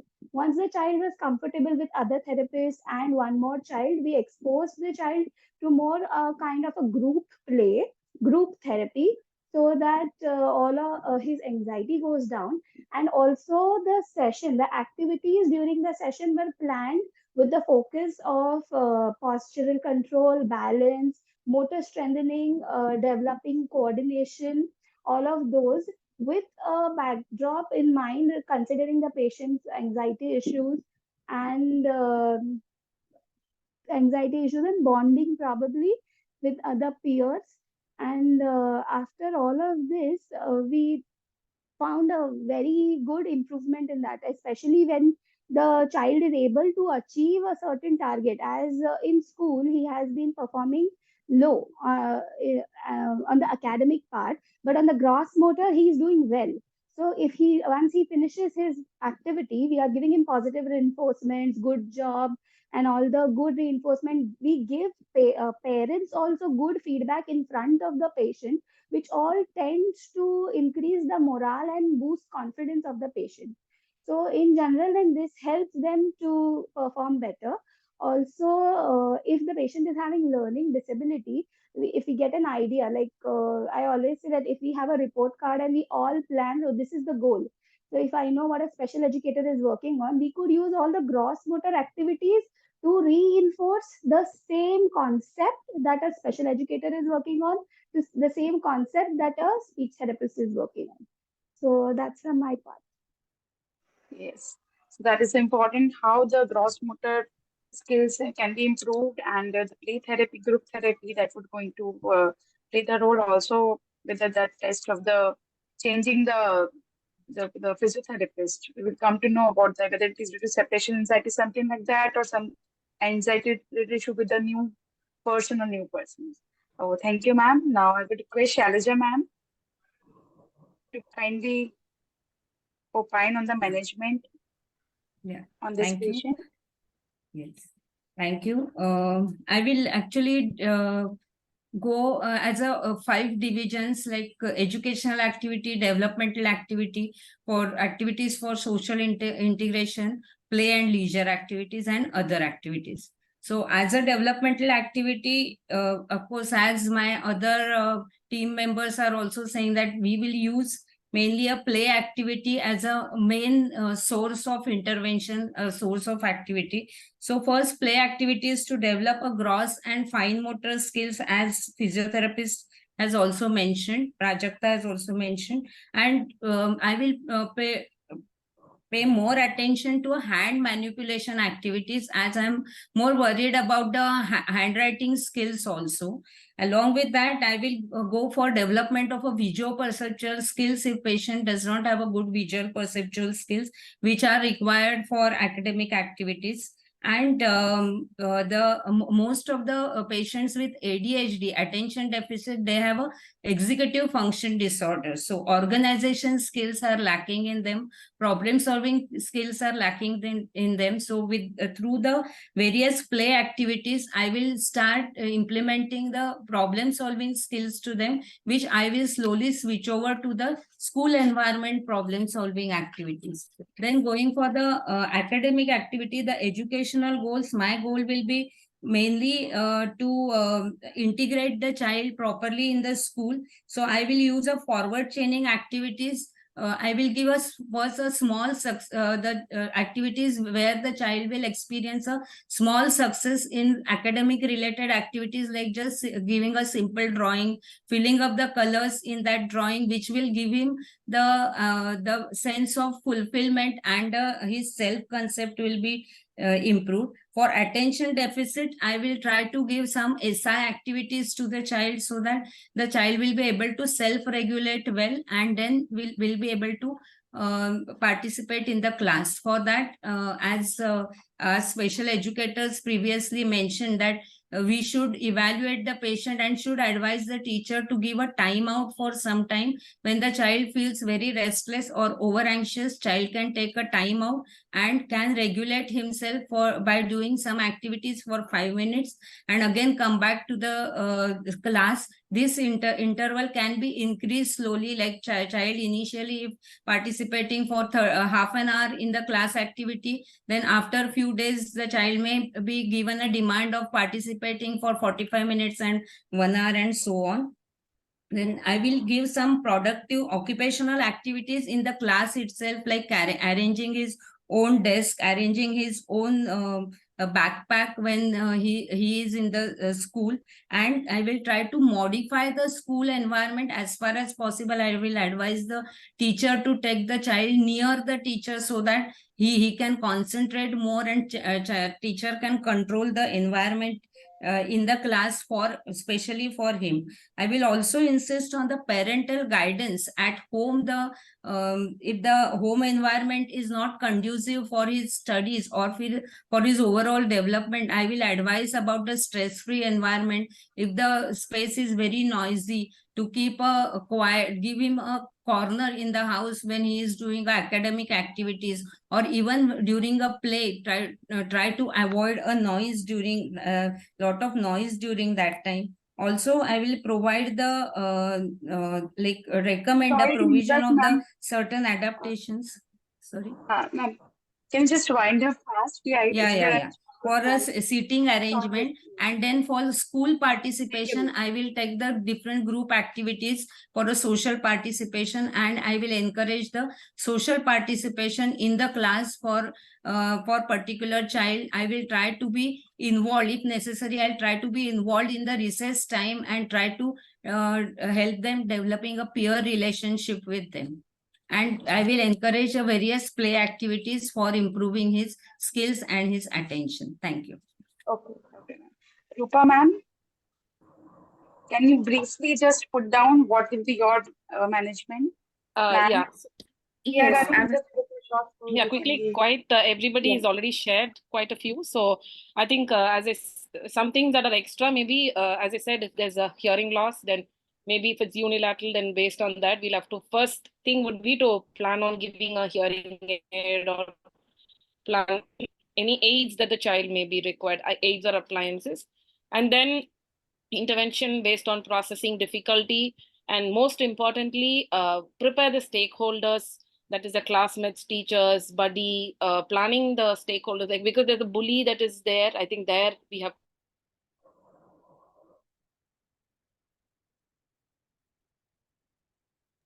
Hello. Hello.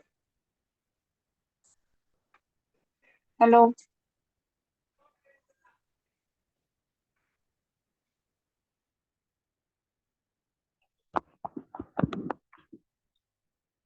or a family cooperative based intervention, or alternate schooling with adequate socialization opportunity might be of help.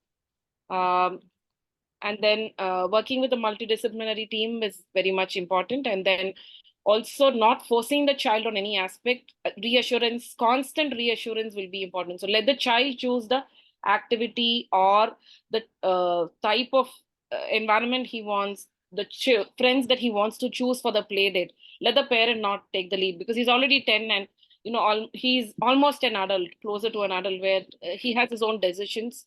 Just because there are challenges, sometimes parents and professionals try to take decision for the child. So let him choose that. Bring in stories, creative aspects into play. Keep the parents on the loop when we set all the goals. Also, if we're going to start off with pharmacological based management, it's important we as professionals plan our therapy timing accordingly. I think the remaining parts were all discussed. So thank you. Thank you, ma'am. The lastly, but not the least, Rupa madam, Rupa Chawal madam, psychologist.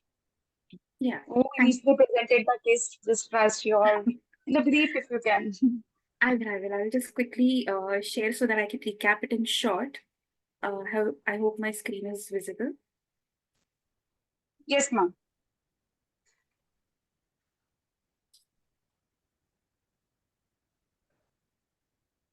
So in terms of intervention, given the range of diagnostic spectrum that we are looking at, depending on what we are seeing or what is the final diagnosis of the child, the range of interventions can be planned by the psychologist. We start with some very individualistic work with the child. For instance, we may do certain breathing techniques or relaxation techniques. Especially this helps children who are very high on anxiety or are currently dealing with an anxiety disorder. Visualization techniques. So before going to school, imagine that you are now at the gate. What does it feel like? And then maybe trying to induce a more calming state with the help of breathing techniques. I would also consider art therapy. That's a wonderful form to work with children, especially because they tend to express themselves very well in art form or with colors, and that becomes more relaxing for them, even if they are talking about something that's originally supposed to provoke anxiety. Then there is behavior therapy. Obviously, we have techniques. Some of them were already elucidated by one of our dear panel members. We are talking about systematic desensitization. So gradually trying to help the child feel calmer at every step of trying to approach school.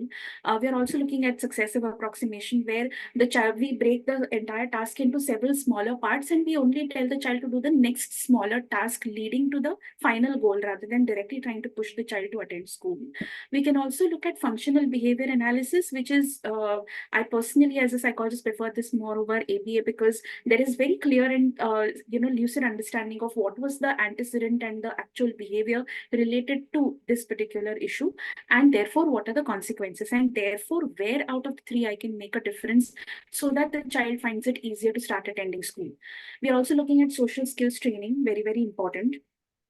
for children who have difficulty in communicating socially, psychoeducation for the family as well as the school. Often the school feels extremely perplexed. They think that maybe being strict or maybe putting a few rules in place might help the child to be more compliant, or sometimes they pressure the parent that you need to start sending your child to school.